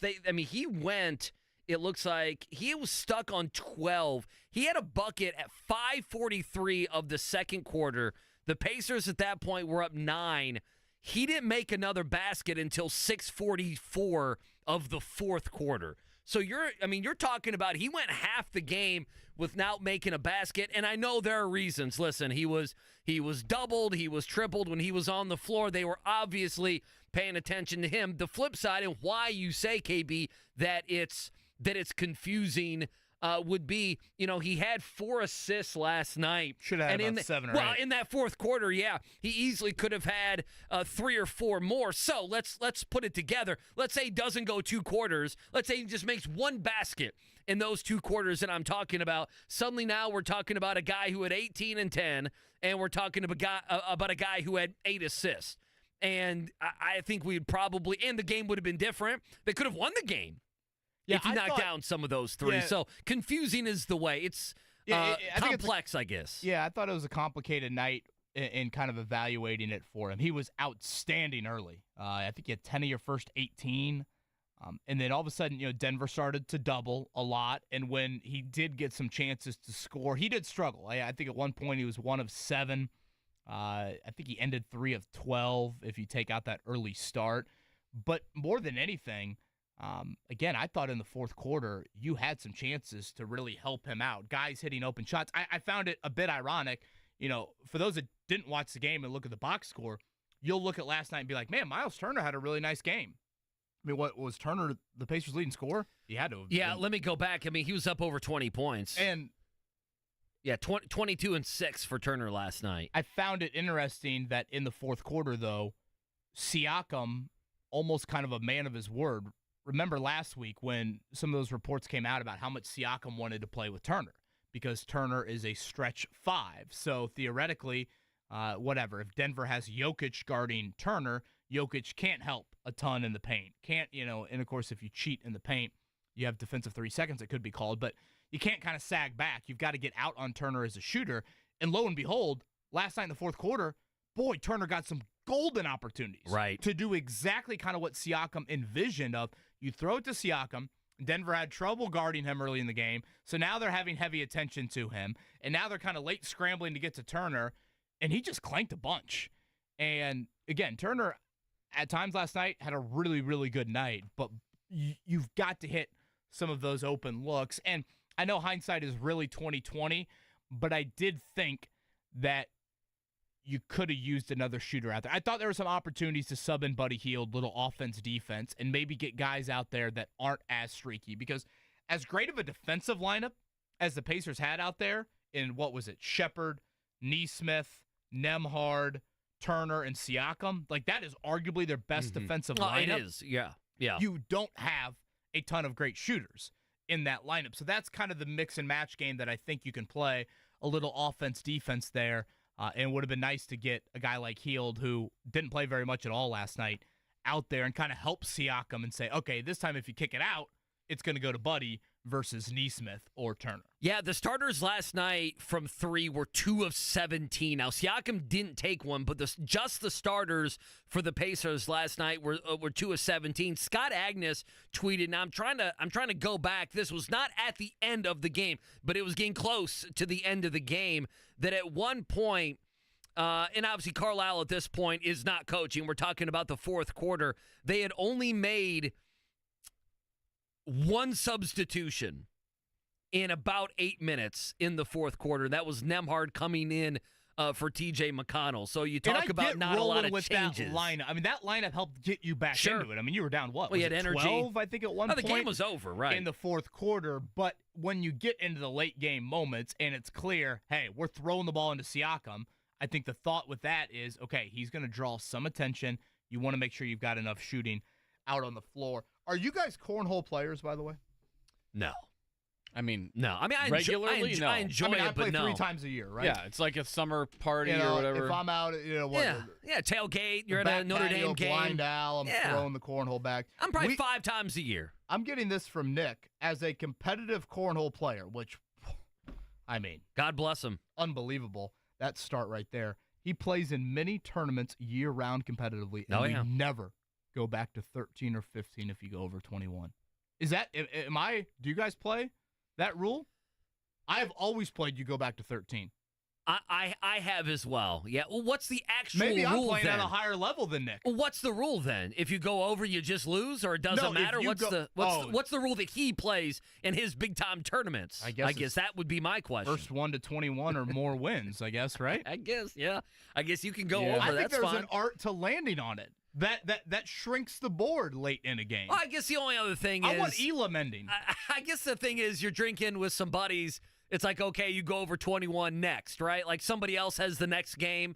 You know, this is not, the great invitational in Vegas or something like that, you know? I feel like when we play, like with my family and Ashley's family, we just go to whoever gets to 21 or over goes, because then it gets to the point where we're drinking. What's the score? That's kind of Who's what I keeping was. track That's here? kind of what I was Well, getting you're not at. creating a competitive environment. then, Mark. Hey, you know what? Curtis chimes We're not in and playing for goes, cash. anyone who agrees to play cornhole where you go back to 13 for going over 21 cannot be trusted. Man, maybe I'm the Wow, outlier in people this are going rule. at you. Okay. I didn't know we'd have this many cornholers out there. What about the basketball game 21? What do you play it that you can go over 21? If not, you go back to 13? Are you just any of these games? Are you just automatically you go back to 13, Kevin Bowen? Not that. And Okay. maybe I need to have one golden rule here to make sure that all games are created equal. But I don't know. I think there's a bit of an art for the cornhole game and landing on 21 specifically. Can I ask you something? And it helps the opponent listen, can I'm kind fine. of I'm wash fine you with if that. they make one or if they knock a couple bags off the board. You Probably can play shows you why I defense. lost 21-0 to that couple in the I was about to say. infield of the 500. I was about to say, I don't know if you're the one to be creating rules. I'm sure that's what that guy's thinking. Well, one other thing on the Pacers, Dustin Dopirak will join us, and we can ask him. You mentioned you want to see guys play, or you want to know a little bit of what you have before the trade Why deadline. did Jarris Walker play last night? Well, that was going to be number one. I'm just surprised Jarris Walker, and again, Isaiah Jackson was back from the concussion, 9 minutes. Obi Toppin didn't do very much at all. He played 17 minutes. But he was the first wing, and Jalen Smith was out. He aggravated his back, I guess, right around tip-off last night. But I didn't understand Toppin being the first biggish wing to go in the game. Well, that wasn't the case against Phoenix, right. so there's an inconsistency. And that's why I bring that up. Are you showcasing Toppin? Am I reading too much into this? I don't think you are, and last night wouldn't have been a great showcase, but there's that, and then there's the Ben Shepherd, and we'll have to ask Carlisle. I know he alluded to it, and we did ask him, but, we'll see as the data continues to change. Ben Shepherd's not Buddy Hield, but does Ben Shepherd playing in the energy that he does it affect the way you feel about Buddy Hield? The last 2 games, Buddy Hield made 11 threes, and last night he was a no-show. And the answer is I don't know. I don't know what Ben Shepherd and his play and his energy does. Shepherd has earned minutes, but then I also can sit here and be like, well, if he earns minutes, that means Benedict Mathurin is not playing as much. And I thought Mathurin was much better early last night. Third quarter wasn't great, much better early. And then, again, Buddy from a spacing standpoint, what was he even from 3 last night? I don't even remember him shooting very many threes. Buddy was 0 for 2, 1 for 3. I mean, the only shot he made was the dunk, right? Yeah, it's the only shot he made all night. That was quite the move. By the way, how about the outfit for Haliburton last night? Looked like a substitute teacher. Yeah, those outfits are starting to get a little flyer. Have you noticed? My man's got that money. That money's feeling good. Double Dare slime jacket he wore on Sunday in Phoenix. JMV hates that conversation. He goes, I don't care. I don't care what the guys wear That's when they more come of a to a Jake game. Clary conversation. I'm like, well, I care about it. I like the swag that the guys have. I think Turner's got the biggest swag on the team. Dustin Dopirak in a few before that. Morning checkdown time. The Morning Checkdown, brought to you by the Barbasol Horizon League Basketball Championships. March starts here at the Indiana Farmers Coliseum, March 11th and 12th. Yeah, we can go through this pretty quick here. 114-109, that's your final last night in Gamebridge. Pacers now fall to 24-20 on the season. They've lost 5 out of 6. One thing we talked about, KB, Pascal Siakam, late game situations, hasn't been any practice basically with the team knowing what to do and what not to do. Here's Siakam post game. I'm still learning about the team and finding ways when to be aggressive, when to, and to me, to be honest, I just read the game. Like, whatever the game gives me, that's kind of like the type of player that I am anyways. I thought in that fourth, there's literally, we have wide open shots, and I want those guys to take those shots 1,000 times, at the end of the day. So I just got to continue to make the reads. And again, for me, when I have 2-3 people on me, I did most of my job, at the end of the day. And we're going to punish those guys next time, if, the opportunity comes. But, I just think that it's just a matter of just reading the game. 16-10 for Siakam. Again, the 4 assists, and I'm with him. I think they will make teams pay for that. I think those assist numbers will be higher other games. Again, only 5 3-pointers made by the Pacers last night. Coming up next Thursday, 7 o'clock. You can hear it on the Fan. Philly coming into town in Gamebridge. I'm responding to the cornholers out there. I think I'm in the wrong. Oh, I think you probably are. Yeah. Again, Gary makes a great point. What did Gary say? Why play a game that encourages missing the board or possibly just throwing the bags down because you don't want to go over a score? Foot on throat, score as many points as you can. I'm with Gary no more. Foot on throat. Can that be a cornhole shirt? Gary, do you have a shirt that says that? Between Gary, the foot on the throat, and the whole the football is a battlefield thing, I'm sticking with my fumble out of the end zone rule. Testosterone fill half an hour. I guess I'm wrong on cornhole, but I'm sticking with my ball at the 1 or 2 yard line for the opposing team. You bring in the new cornhole rules to the next Bowen house party? Wow. Hey, we're not going back to 13 or 15. We're playing up to however many we score. I thought I was creating more competition. Looks like I'm not. Great basketball last night by Purdue and Butler. Let's start in West Lafayette. It was surgical. It was clinical. It was almost 100 points. Matt Painter called off the Dogs there on the final possession of the game. 99-67. Not un turnover for Purdue in the first 28 minutes of the basketball game. Braden Smith, 11, 10, and 7. Lance Jones, 27. Imagine saying to Juwan Howard at the start of the game, yeah, Zach Edey will be 2 of 7 in the first half. He won't score until the 12-minute mark, something like that? Or he didn't score for the first 12 minutes, I should say. And you're still down 24 at halftime. That was it for Purdue last night. They are now at the rack coming up this weekend. Butler, 90-66 over the Hoyas. Georgetown stinks. Butler did what they needed to do. Pierre Brooks, their leading scorer, balanced effort with 5 guys in double figures. 4-5 in the Big East, and if you look at their next month, and we're going to have Thad Matta on the show Friday, talk more about this. 8 games in the next month, 7 of them currently qualify as quad 1 wins. That would be plenty of golden opportunities for Butler upcoming as they try to pad that resume. One more swoosh?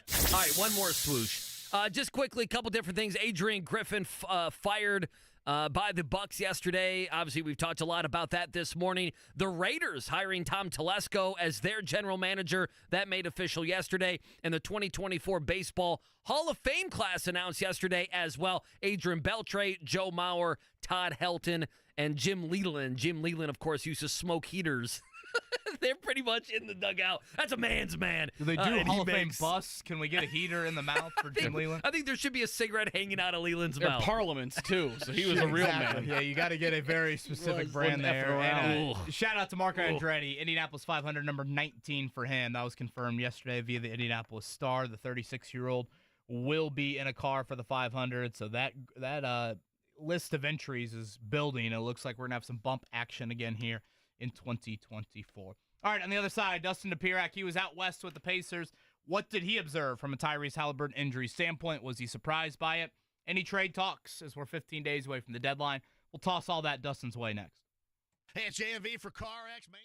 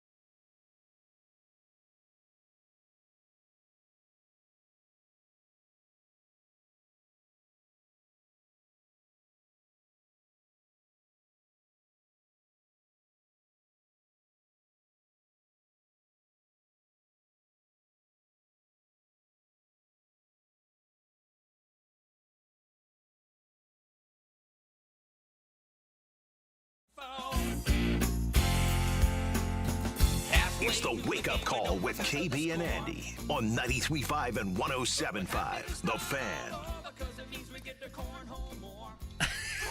I was wondering, who is this, by the way? I have no idea. Somebody named Rhett and Link. I don't know. It's Rhett and Link. The Cornhole Song. Okay, there we go. I don't know how that conversation even got going, but nonetheless, Kevin's reevaluating his entire life. What a find here by Mark Dykton. I wonder what let's see, who's coming up after us? Eddie will be in that seat. Like, what did he search on YouTube for a rejoin? What exactly? You don't want to go down Mark the rabbit hole of Dykton my doing search there? history. Dustin Dopirak joins us. Mark's search history, not safe for Well, work. yeah, no one's is. Let's go ahead and list off our search history on the internet.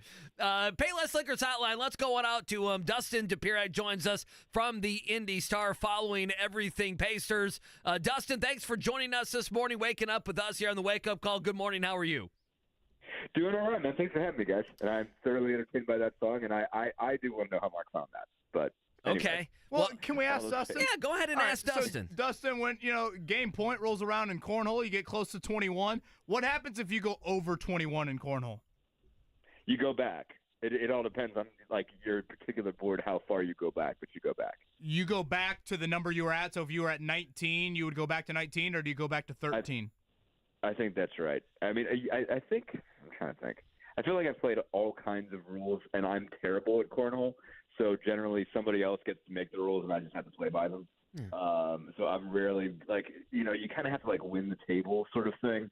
And so it's whoever you're playing with generally makes the rules in that case. And I'm usually not that guy, but I feel like it's been different. It's sort of the same thing as playing 21 in basketball.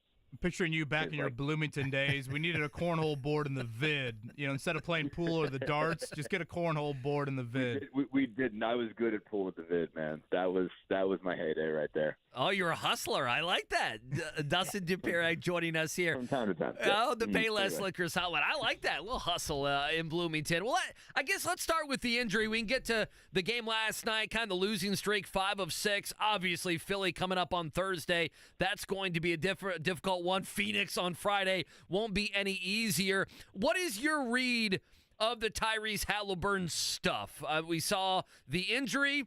We saw him come back against Portland. He played well. He played, 35 minutes?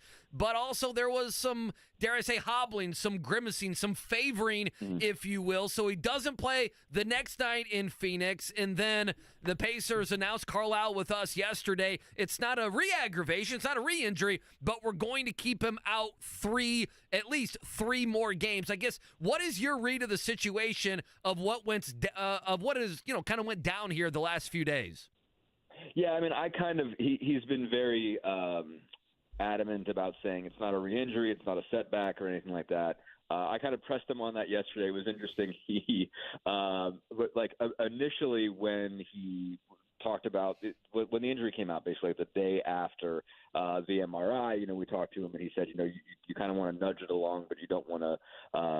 This was his phrasing. He said you don't want to piss it off, and I brought it up to him yesterday. I'm like, well, did you guys piss it off? And he says, I don't think I ever said that. And I went back and found the recording, and I promise you he did. It might be a hamstring or it might be Mother Nature, depending on how he was referencing within that sentence. So there might be some lack of clarity there. But the point was that it basically if when you're training this thing, something can go wrong. Hamstrings are tricky. From time to time, basically you can put too much on it. You can feel like things are going well, and maybe they don't. So he didn't really want to address that all that much. So it's possible, maybe to go so far, even likely on the logic here, that got really excited about the results they were getting as far as how far this thing was coming along. Tyrese Haliburton said, we tell everybody that we're reevaluating after 2 weeks. We reevaluate every day. I've been working on this thing every day, so we talk about it every day, how far along it's coming, and I feel really good about how far along it's coming. So, I mean, there's certainly a possibility that it wasn't as healed as they wanted it to be, and getting it out there kind of, put that in sharp relief, or there might have been something that just kind of went a little bit sideways, and I know he was a little bit hobbled coming out of there. So there's all kinds of possibilities. Rick's sort of bottom line thing was, look, it just needs more time. At the end of the day, it needs more time to heal, and whatever, we're not looking back at this. It's just a case of the way it is now. It needs more time. It's not ready, and he's not ready to play on it. So it's going to be 3 more games. So we'll see. We'll see. Number one, we'll see if there's, once Tyrese talks again, if he has a more sort of, open appraisal and explanation for that, which he might. But I mean, I guess I think it's totally reasonable to presume that they, got excited about the progress they made, and maybe it wasn't as far along as it needed to be. But again, I'm not a doctor, so I can't, I can only say so much there. It's Dustin Dopirak for the Indianapolis Star. He's with us here on the Payless Liquors Hotline. Dustin, you were out on that West Coast trip. I know hindsight is really 20/20, but watching the Portland game on Friday night, I felt like there was a moment or two where Haliburton was grimacing, wincing, however you want to describe it. Went back and found a play early fourth quarter yesterday, and tweeted out that video. Did you get any indication post game Friday that there was something of concern, or it just seemed like all of a sudden we got a Sunday pregame and this kind of popped up out of nowhere? Yeah, he wouldn't walk around that great. He was a little bit just, a little bit stilted, but I didn't think that was necessarily guaranteeing he was going to be out, and I didn't even think that Sunday was necessarily a what am I trying to say here? Like, that was going to lead to several more games like this. I mean, I was out in Tucson with them for Benedict Matherin's Ring of Honor, ceremony as well. A bunch of those guys went out to that. And he didn't strike me as hobbled, even as he was just coming out of the locker room. I thought just maybe, okay, it's just reacting a little bit tight or anything like that. So nothing. I mean, it stood out to me a little bit Friday night, less on Saturday. But I guess there's not really a lot of reason to be surprised. Again, like you said, I mean, there were a couple plays in there where he's grimacing and stuff like that, and it just kind of stands to reason you come back from something like that, and it doesn't take much for something to go sideways. So at least a little bit sideways to where it's not playable. I mean, you're just getting back to it. He got back to it earlier than presumed. And so it's certainly possible that, again, it felt like he was making a whole lot of progress on it, but it wasn't ready to be, tested. Or maybe on the flip side, it had to be tested. They had to find out exactly how far along it was really, and found out that it wasn't as far along as they hoped. So, I don't know if it's a scenario where it's going to take a while for him to be healthy. You don't want to wait all that time. You don't want to spend 20 games with this guy on the shelf to wait until it's perfect. So there's going to be a lot of, I guess, evaluation, reevaluation, deciding, okay, and tough decisions in terms of when do you play the guy and when you're not. So I guess I was not blown away on Sunday that he wasn't ready. One more on the Haliburton front from me. Again, Dustin Dopirak with us here, covers the Pacers for the Indianapolis Star. We appreciate him waking up with us after a late one last night. I was hoping you could kind of educate us on what it means for Tyrese Haliburton to play 65 games. There is quite a significant contractual benefit to him playing at least 65 games, which would then mean he's eligible for the All-NBA team. For our audience out there that is not familiar with this, could you share? Yeah, it's a max contract versus a supermax contract. Basically, the way that the CBA works is you're only eligible for the supermax, which I think is what 35% of the cap is what they're allowed to pay you. If you but you're only eligible for that if you're either All NBA or I think it's Defensive Player of the Year. You can't even be All Defensive Team; you have to be Player of the Year. So I think in order, and so they made it now that you have to play 65 games to be All NBA.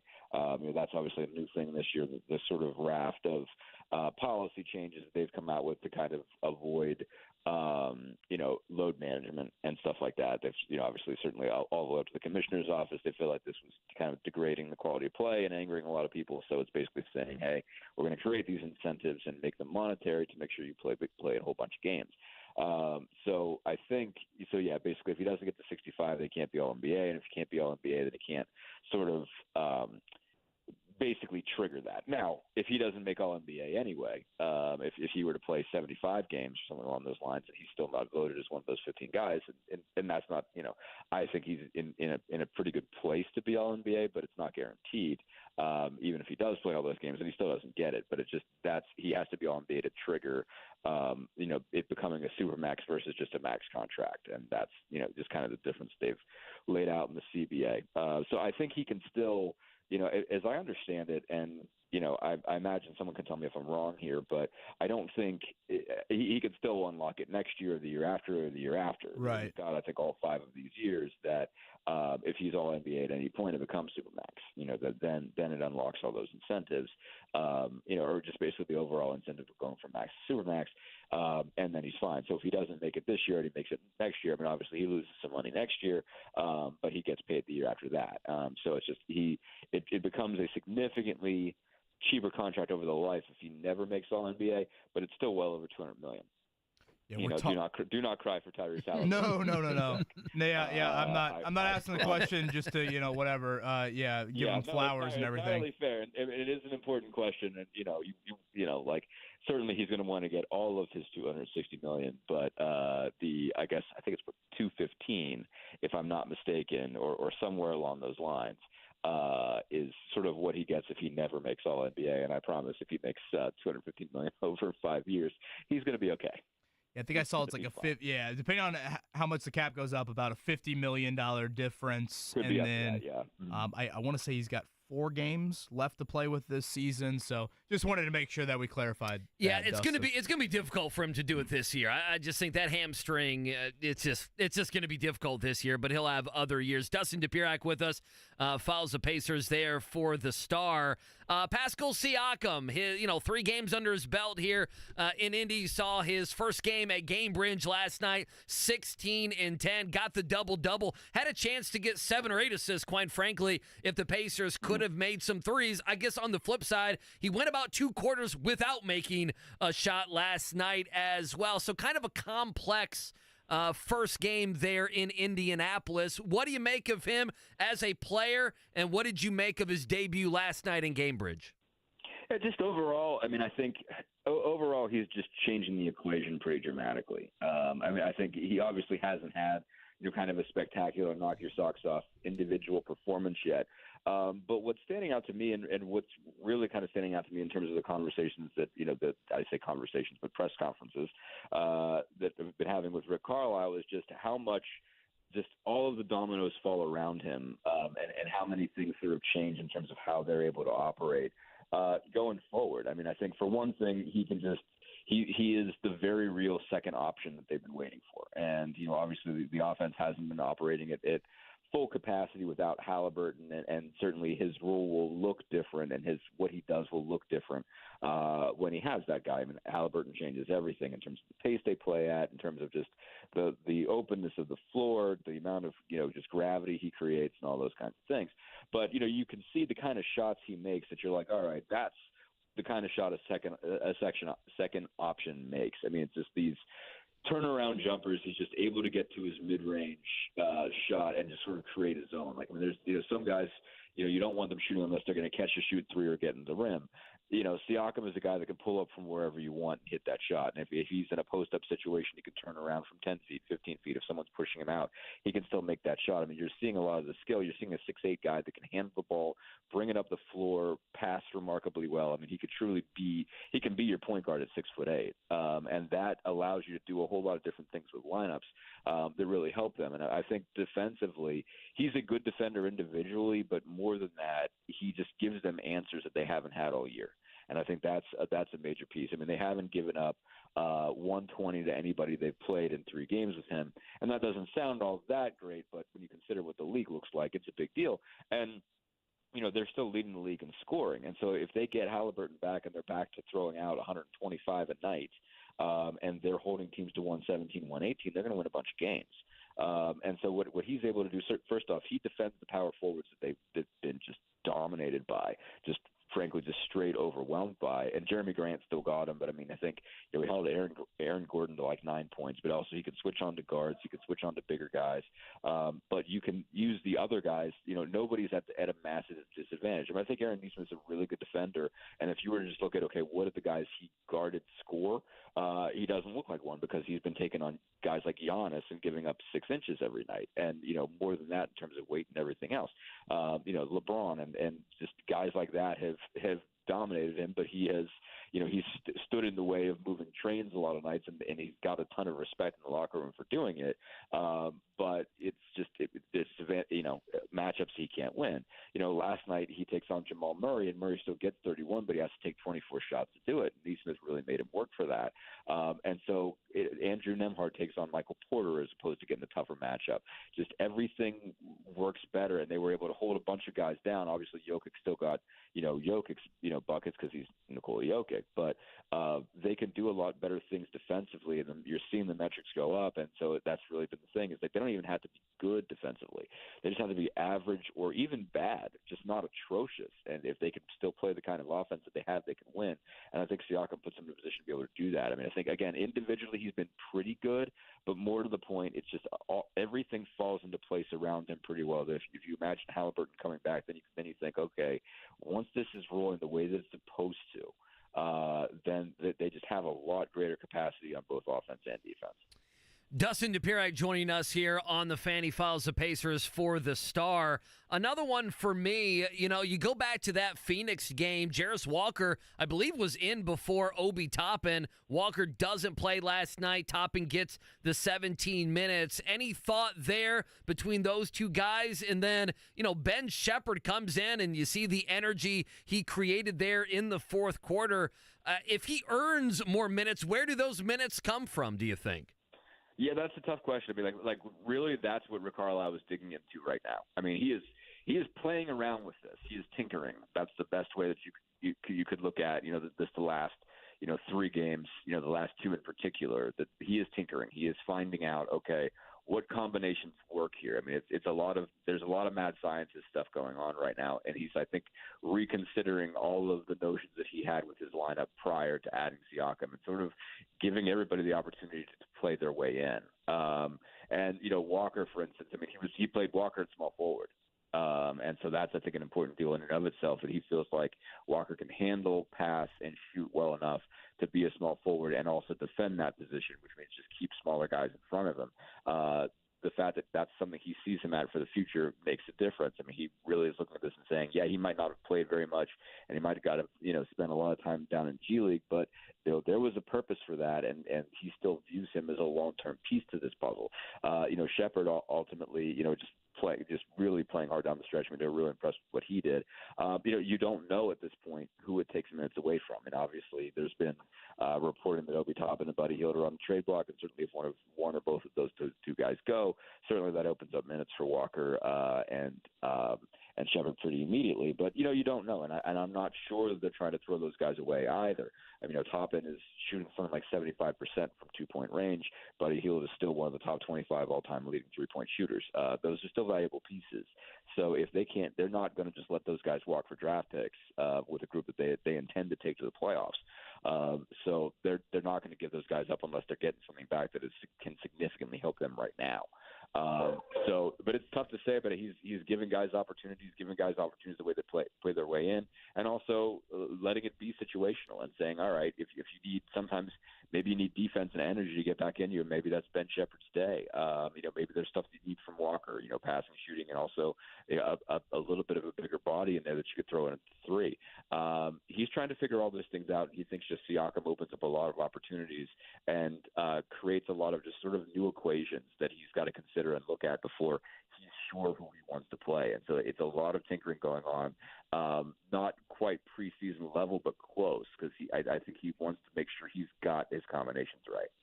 Again, it's going to be a tough one coming up here Thursday and Friday, Philly and Phoenix, and 2 weeks from tomorrow, the NBA trade deadline. So Dustin Dopirak, a busy man this time of year. Dustin, I hope the West Coast treated you well, and I appreciate the time this morning, man. Absolutely. Thanks so much for having me. Dustin Dopirak right there on the Payless Liquors hotline. We'll talk some Pacers, continue that conversation, and what if with Dan Campbell, could he have been the Colts head coach? We'll share that here coming up. In order for small businesses to thrive,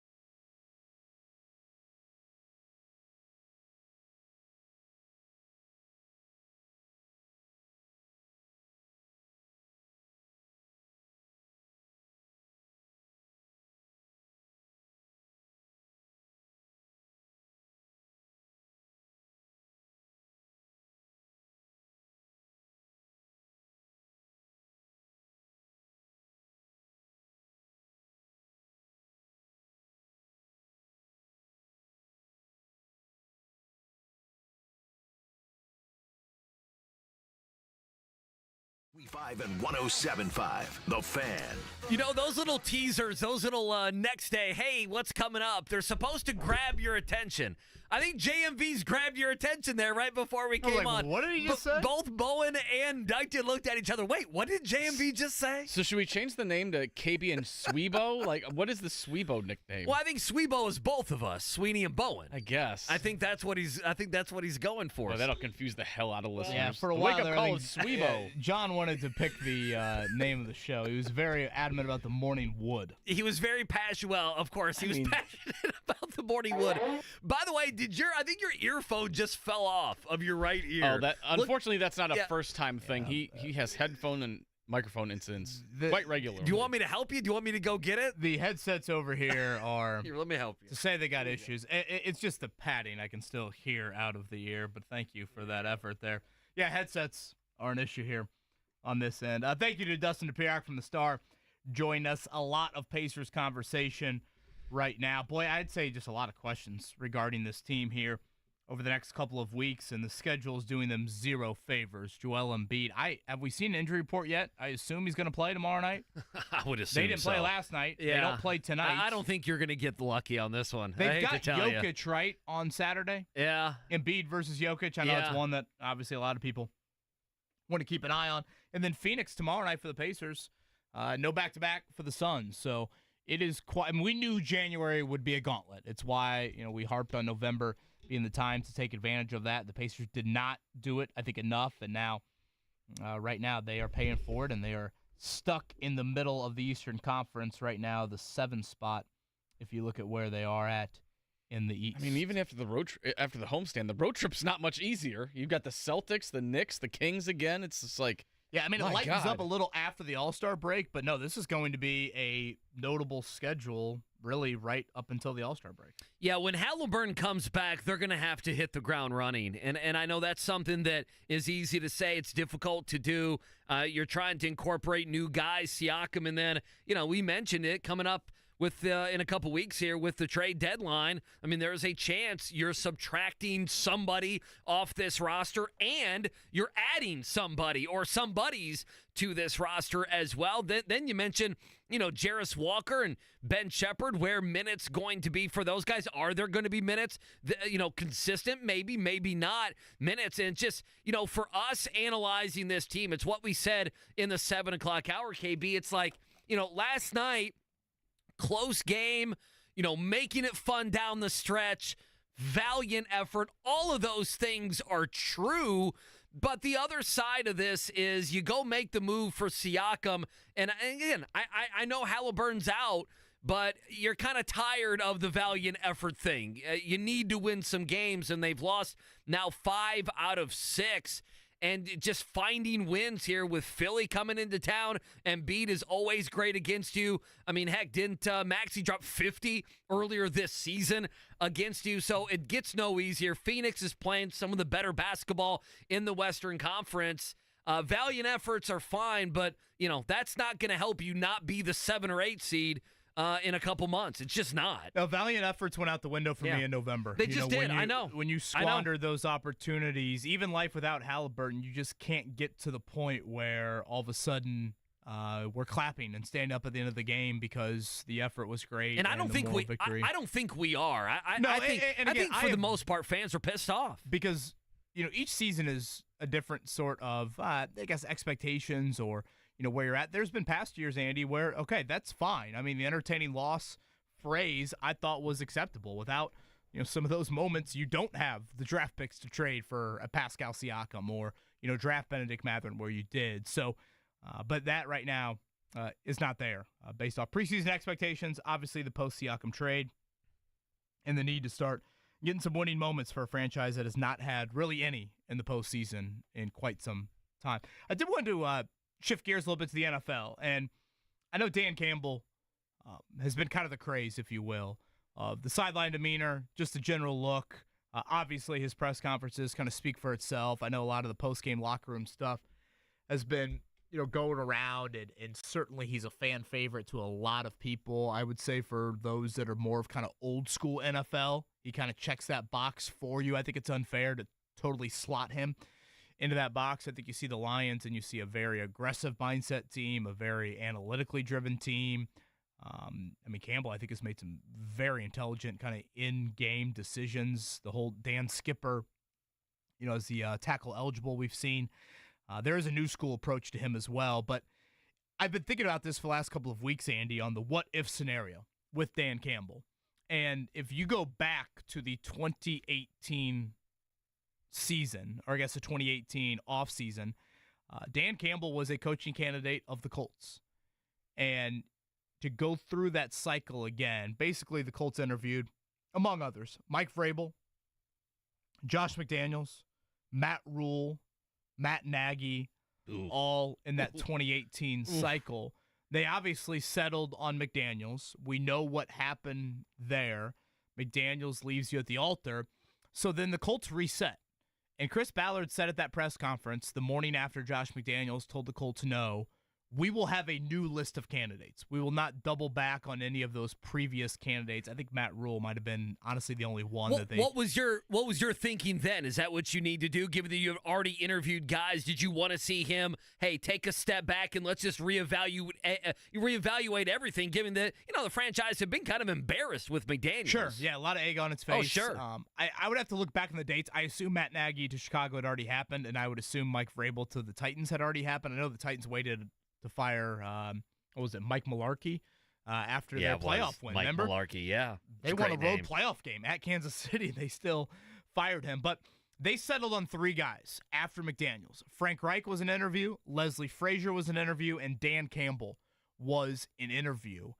And it is very interesting to me to look back on and think, what would have changed with Dan Campbell here in Indianapolis as the hire? Because in a way, and I feel this way about Mike Woodson in Bloomington, I feel the same way about Frank Reich here in Indy. I don't think if Frank Reich has the prior connections here in Indy, it's as much of a slam dunk. I don't think if Mike Woodson has the prior connections in Bloomington, he wouldn't be the head coach it's as much of a slam dunk as it was at the time. Remember, Reich's hire was heavily endorsed by a Bill Polian, someone that Jim Irsay wanted to reach out to right after the Josh McDaniels fiasco happened. That was obviously a chaotic moment for the franchise, and that was we have got to wipe our hands of this as quickly as possible, and we've got to settle on someone that our old guard likes. You're also vulnerable at that point as a franchise. So you go a little safer. To what you know. You go to what you know. And McDaniels, I think it's fair, there's a bit of a jackass element to him. So I think in recovering from that, you don't want to hire a jackass. And I'm not saying Dan Campbell is that by any means, but he was the least known internally, organizationally, of the 3. Again, Leslie Frazier was on Tony Dungy's staff at one point here in Indy. Obviously, Frank Reich was here much longer. So when you get the endorsement from Polian, you get the endorsement from, Peyton Manning even. That's why I think the quick move was there to Frank Reich. And to be fair to Frank, he was, calling plays for a Super Bowl, or the offense coordinator for a Super Bowl winning team at that very moment as well. But I've just thought about what would life with Dan Campbell look like? What would it's a lot different than Frank Reich unfolded? Is Andrew Luck 1,000% hanging it up? Probably. But, that is just a very curious moment to me of what would Ballard and Campbell have been versus what would Ballard and Reich have been there. So something I've thought about, because it's obviously a vastly different personality, vastly different demeanor than what you had with Frank Reich. What was the conversation around Dan Campbell? I think it was very minimal because, again, he was the least known. And I think it was pretty quickly of, you're moving to Reich. It was right after the Super Bowl happened. There obviously was a lot of momentum, I think, even nationally around Frank Reich getting an opportunity. Here's the guy that had worked with Phillip Rivers, and boy, Carson Wentz was at an MVP level. And then, oh my gosh, look what he did with Nick Foles. There was a lot of reason for that.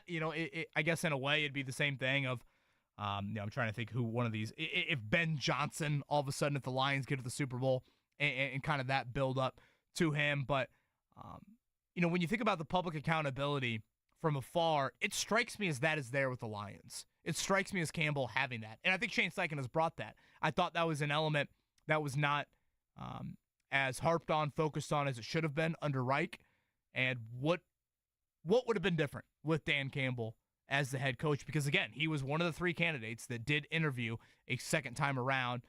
And really, at that point, Andy, the Campbell resume had just been that, decent. It's just Miami. He was just the interim in Miami. With the Dolphins. Outside of that, he hasn't been a coordinator, and he hadn't been a play caller. So I think there was still some skepticism with him there outside of, obviously, that interim stint in Miami, which, garnered some attention for him. Well, I mean, first of all, the personality between Dan Campbell and Frank Reich, boy, are there any two guys in the NFL who might be on the opposite ends of the spectrum than those two guys? And that's why I bring up the what if. That's not a slight at Frank. No. That's not a slight at him. He has his personality and his demeanor and the way that he handled everything. And then you have Dan Campbell, who doesn't handle things.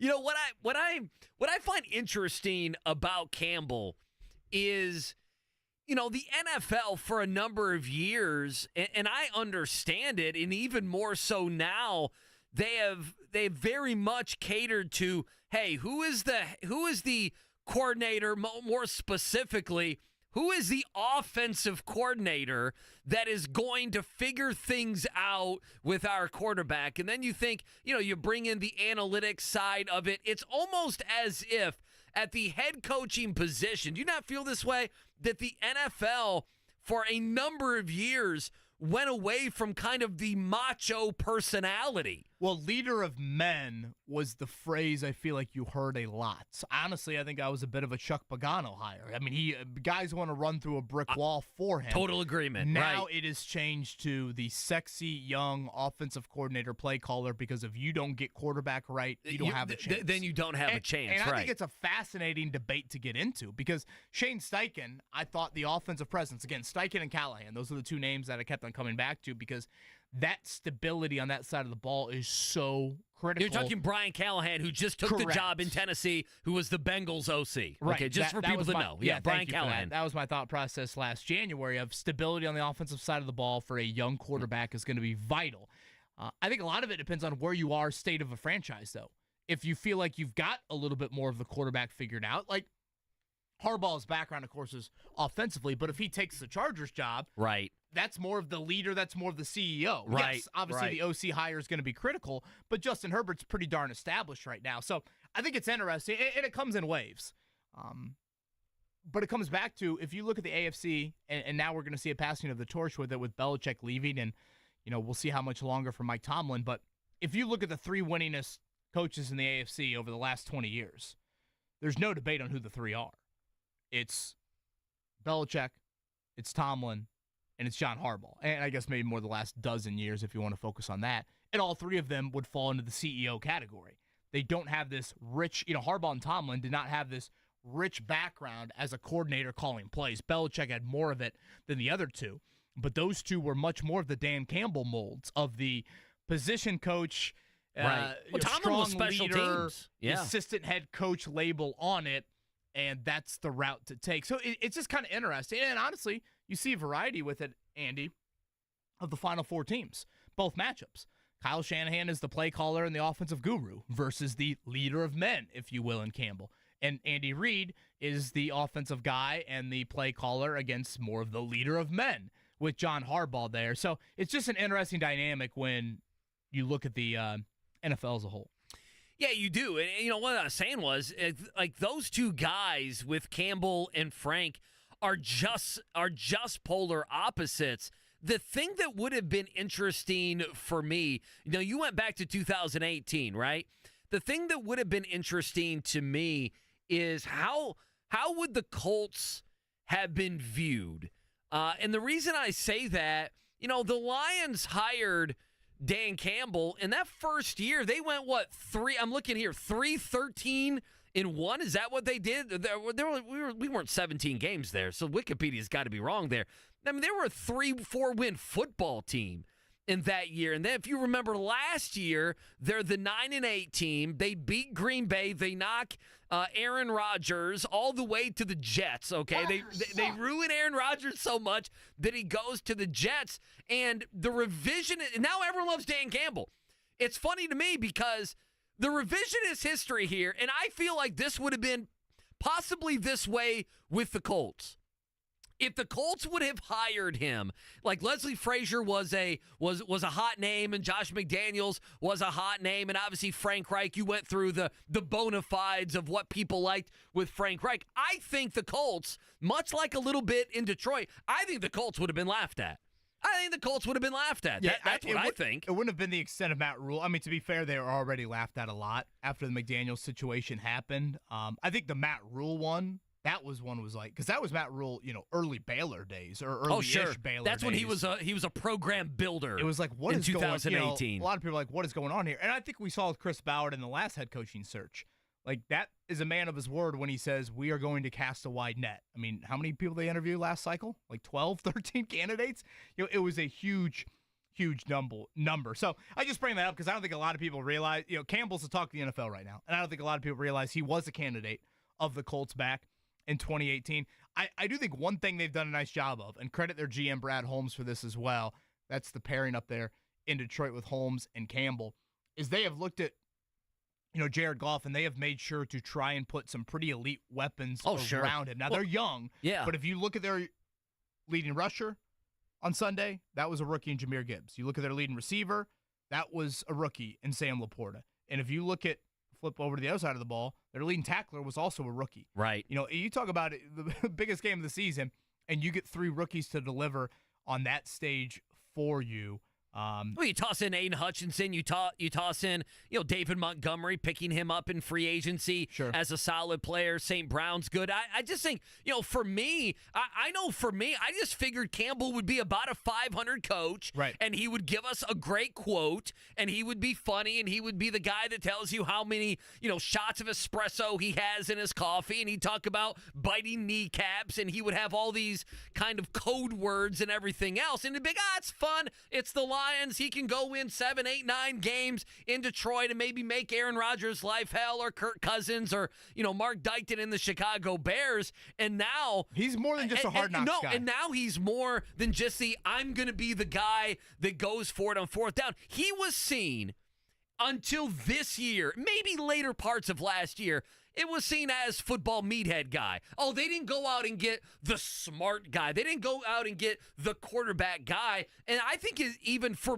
me, I'm speaking from experience, when they went out and made the move for Jared Goff, I'm thinking, what's Dan Campbell going to do? And then Jared Goff's not going to have McVay there. Wasn't that the thought? I mean, didn't everyone think that?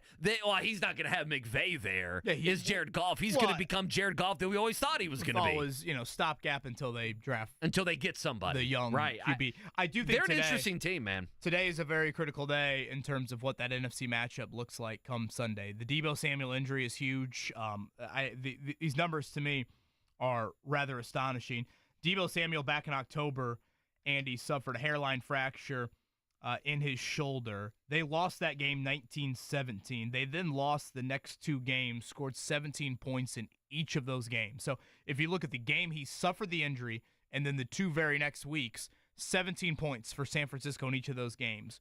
With Deebo Samuel this year, okay, when he has played on the field, these are their point totals: 30, 30, 30, 35, 42, 34, 27, 21, 42, 28, 46, 19, and 27. It's pretty good. 3 games of 17 without him. That's pretty good. Every other game's got more than that. I know. And a lot of them are in the injury. 30s and 40s. So this is such a monumental injury. The Kyle Shanahan update earlier in the week was there's no fracture, but there's a lot of pain. We'll get a better gauge on it Wednesday. So again, today we're at the first injury of the week. And it should be noted, while the Lions have gotten on obviously a little bit of a run here, they have really struggled defending the pass. If you look at it, all these quarterbacks, whether it's Baker, whether it was Stafford, even Nick Mullins late in the season, they're kind of torching the Lions. They're throwing for 330 and 340 there. That has been, obviously a big number. I'll say one thing to add on the Lions, and I know a lot of IU fans laughed at me when I suggested Antoine Randall for the IU job back a few months ago. Their coaching staff, I think, has gotten a lot of notoriety and well-deserved. Sure it has. Obviously, the Ben Johnson, Aaron Glenn coordinator situation. But if you look at it, whether it is Randall I think Mark Brunell's on their staff. I mean, they have some interesting coaches that Campbell has put under There's him. a lot of former players. I mean, that's what he did. I want to give former players a chance to be a coach, and he did. And look at that wideout group. That's a lot of guys, whether it's Josh Reynolds, the development of St. Brown. I mean, a lot of those guys under Randall L. especially has been great. So cannot wait for that one on Sunday. I think Chiefs-Ravens, we don't maybe have as many kind of frontline injuries. Probably the big one there would be, do we see Mark Andrews? He's been out for a while now. He has practiced the last couple of weeks. He is the most consistent target for Lamar Jackson. That'll be one to watch. Yeah, I don't know. This will be for, later in the week, Thursday, Friday. We can talk about, do you feel Baltimore and Kansas City that's going to be, that's going to be the Super Bowl winner? I will say, as much as we have praised the Lions, couple things, as much as we have praised the Lions, if they go out. Do you still hate them? And no, I just don't need to feel sorry for other fans. I actually like Dan Campbell a good amount. I actually like that he's like the football macho guy in a sport where there's not as many of those, and a guy like Mike Tomlin, they kind of want his job and stuff like that. So I'm all about it, and he gives a great quote. I know John Harbaugh has some of that in him, but I mean he doesn't have he's much older now and calculated, whereas Campbell's still kind of a crazy guy. I looked up, I'm just looking at his Wikipedia. The first sentence of Dan Campbell's, the second sentence, it tells you that he has 2 children and a wife. Okay, Dan Campbell. The second thing, Mark, you'll love this. Just a bunch of dog noises, right? Barks and everything. Campbell is a noted fan of Metallica. Okay. And during his time at Texas A&M, I think that checks out. It does. He was nicknamed Dan Talica by his roommate Shane Leckler. The punter, Shane Leckler? Exactly. I was thinking, wait a minute, Dan Campbell, the big macho tight end, I'm going to bite a kneecap. He was roomed with Shane Leckler, the punter? How did those two become friends? Dan Campbell in his playing days had the long hair, too, so he could probably pull off a pretty good James Hetfield impression. I can imagine maybe a couple drinks thrown back in that dorm room. Can you imagine that? Just some Metallica. Just 2 quick other things in the NFL. So there's the Dan Campbell stuff. We'll see what happens in that game. Mike Florio, whether you like him or not, ProFootballTalk.com and NBC. So you don't like Mike Florio. Okay, well, that's fair enough. Let me cross him off the guest list possibilities real quick. He has thrown it out there. Yes, I think he sucks probably led to that. He has thrown out there the rumors in the league that Bill Belichick wants to go to a team that doesn't have a lot of media. And so just throw that out there. I don't know if Atlanta would fit that. I guess they do. I don't get that at all. Atlanta would probably have the most media, right? Well, I think anywhere Belichick goes, right? If there's the normal media throng, if you will, in Indianapolis, does he want a team to move to Billings, Montana? That's what I'm asking. Belichick goes there, it's going to double maybe the number of excitement of people that are going to be watching it. So that's a storyline that you'll see on the internet today. That's how you get the reporters asking about the weather in Detroit to Todd Bowles. What a stupid storyline. Well, I would say this: the place that you would think about that would be Tennessee, and that job obviously is gone. And the other one, just to throw it out there, we've talked, obviously we'll talk a lot of Colts here.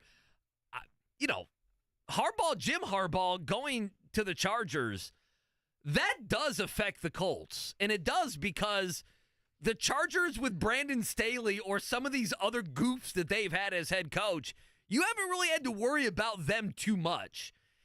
You add Herbert now with Jim Harbaugh, you're going to have to worry about the Chargers. It may not be this coming season, but the year 2 of Harbaugh, that team is going to be in the playoffs. So we talk about wild cards and expansion of the playoffs and the playoffs themselves and the AFC South and everything else. This is an elite coach going to the AFC. Well, again, more than anything, and I'll echo what I said last year, I think it's a golden era for the AFC. I think there's depth in this conference like you haven't seen.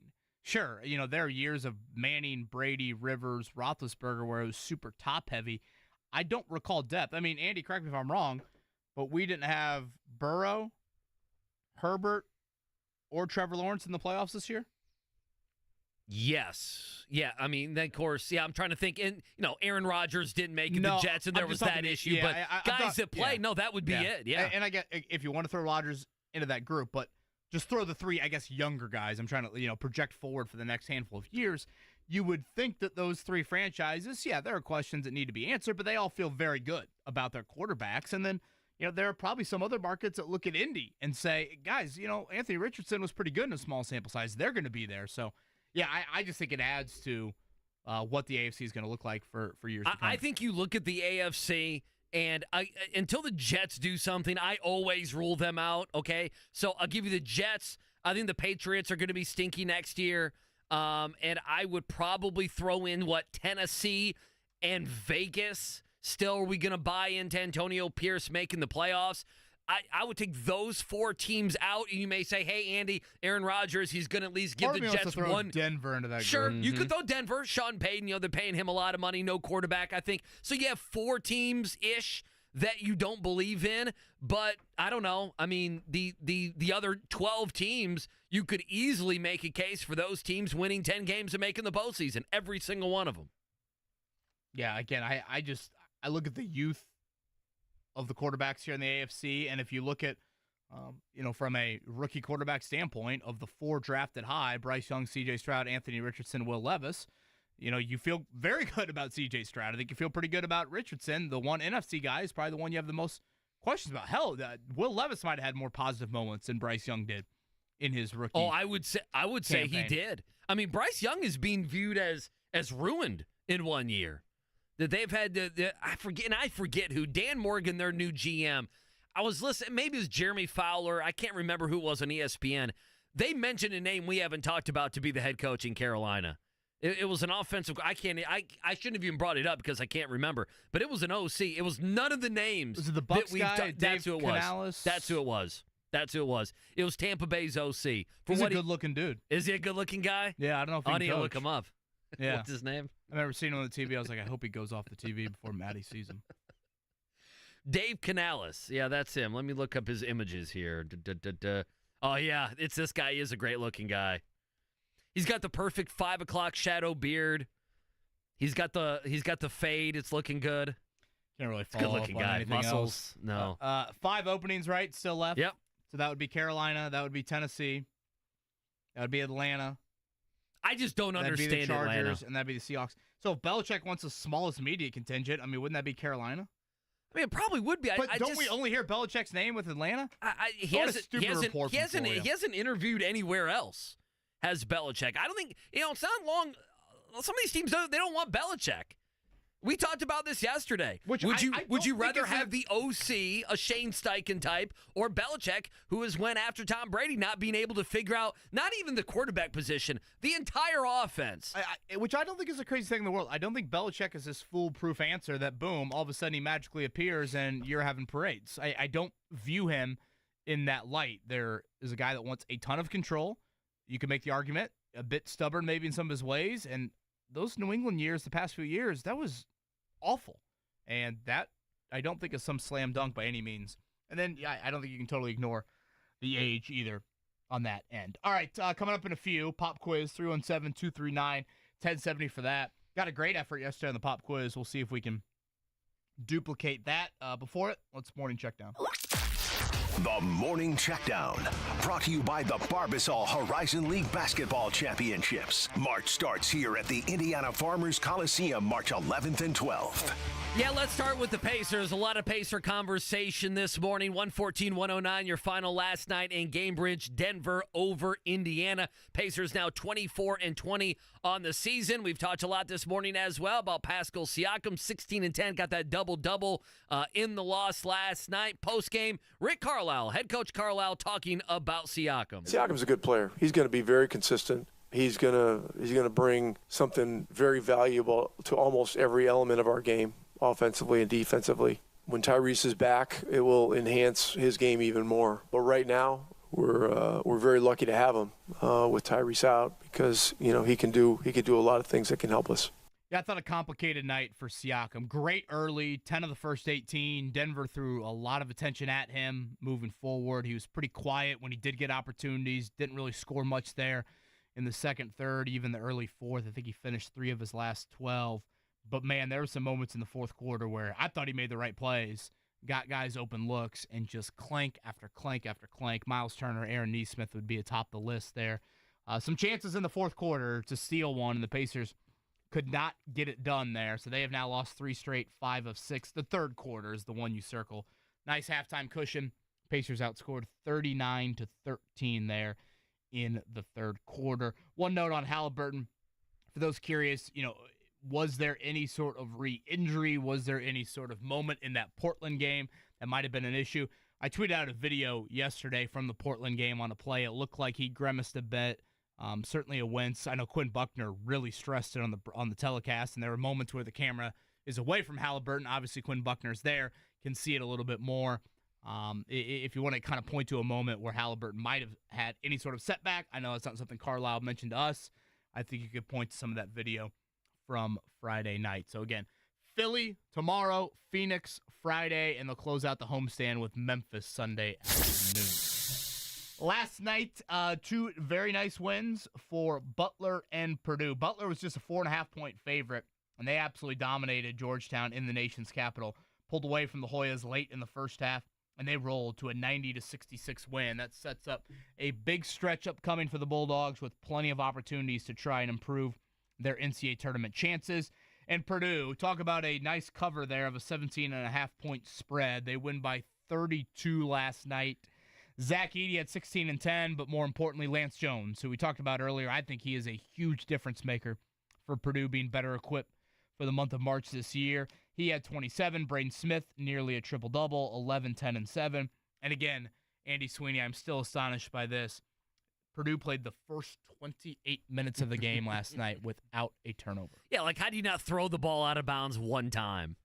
Like, how do you not do it? Dribble it off your foot? Yeah, you dribble it off your foot. An Edey double team, all of a sudden it gets stripped, and it's not called a foul. The guy goes the wrong way, runs the wrong play. Like, none of that happened against Michigan. By the way, I didn't know this, and now I feel stupid. I knew the Purdue spread. Butler was only a 4.5-point favorite last night. 4.5-point road favorite. Boy. I feel like there was money to be made there that we all dropped the ball.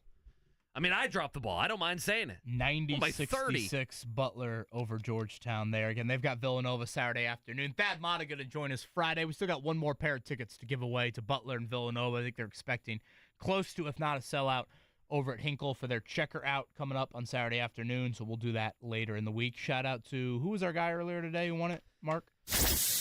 Travis with the Pierre Brooks good job, leading Travis. score mentioned earlier for the Bulldogs. Yeah, just a couple quick notes before we get to our pop quiz. Baseball Hall of Fame class announced Adrian Beltre, Joe Mauer, Todd Helton, Jim Leland, all making the not only the ballot, I thought all Beltre getting could the play nod. Football.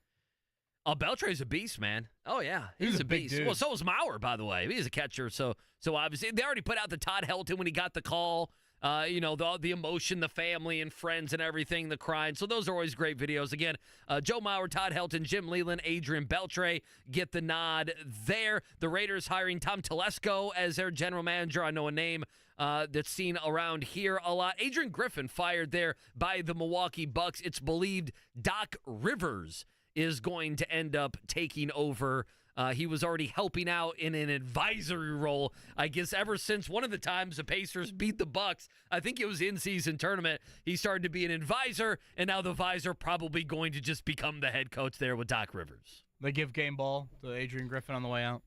No, they didn't, but I'm interested if Giannis and Dame Lillard get a little prima donna, especially Giannis gets that prima donna label a little bit. They've cycled through some coaches. They fired a guy midseason. One of their assistants, Stotts, who was there, obviously for Dame Lillard, he quit. I just the game ball incident. I'm wondering if he's going to catch a little bit of a label here in the NBA. You care about the McDonald's All-American game at all? Yeah, I still care about it. I know the transfer portal matters, but I think you need a couple guys. If you're going to build a program, you still need a guy or two who's a McDonald's All-American or a 5-star who is well thought of in the Jordan game or whatever it may be. Shout out to a member of the Cats. That would be a Cats with a K. Flory Badunga becoming the first high schooler from Kokomo to be a McDonald's All-American. That was announced yesterday. For Indiana fans out there, Liam McNeely also is an All-American. And I think there are some whispers that maybe IU could get a commit from Derek Queen, big guy. As well. I saw Zach Osterman put this out there. If indeed Queen commits to Indiana, Andy, it'd be the first time since 94. Wow. That Indiana would have a pair of McDonald's All-Americans from the same class entering Bloomington. I know we're running behind, but this is what I did when I followed Kentucky basketball and Calipari had a stinky team or a team that couldn't win the that couldn't win the national title. This is how it's called the magic trick. You got to get people looking ahead to next year. and with 2 Mike Dowds All-Americans, that would be something that you would be doing if you're Mike Woodson. Probably something here in the next month he's going to have to do. Any concern that they are not necessarily guards? Yes. I would, yes. Look at their team this year. Right. And they lost out on Boogie Flan. Yeah, right now I don't totally trust Mike Woodson when it comes to guard, which is not a good thing. They didn't kill us. In reference to their bench. By the way, I heard Rick Carlisle gave us a shout-out last night. Well, he did. I don't know if it was a direct shout-out, but he encouraged everyone to listen to Tuesday at 8 a.m. on 107.5 The Fan. We might have that audio. Encourage everybody to tune in on Tuesday mornings. There's occasional breaking news. 8 a.m. 107.5 The Fan. I like that. It's a good job by him. Look at that. It's a good job by him. Not everyone attributed us, but Rick Carlisle did, and damn it, that's all that matters. Maybe he was listening to the podcast after he got teed up. He's like, I got nothing else to do. That's all that matters there. Pop quiz in a few. 317-239-1070. We'll do that next. It's 2024, and you need the cleaning heroes at 0.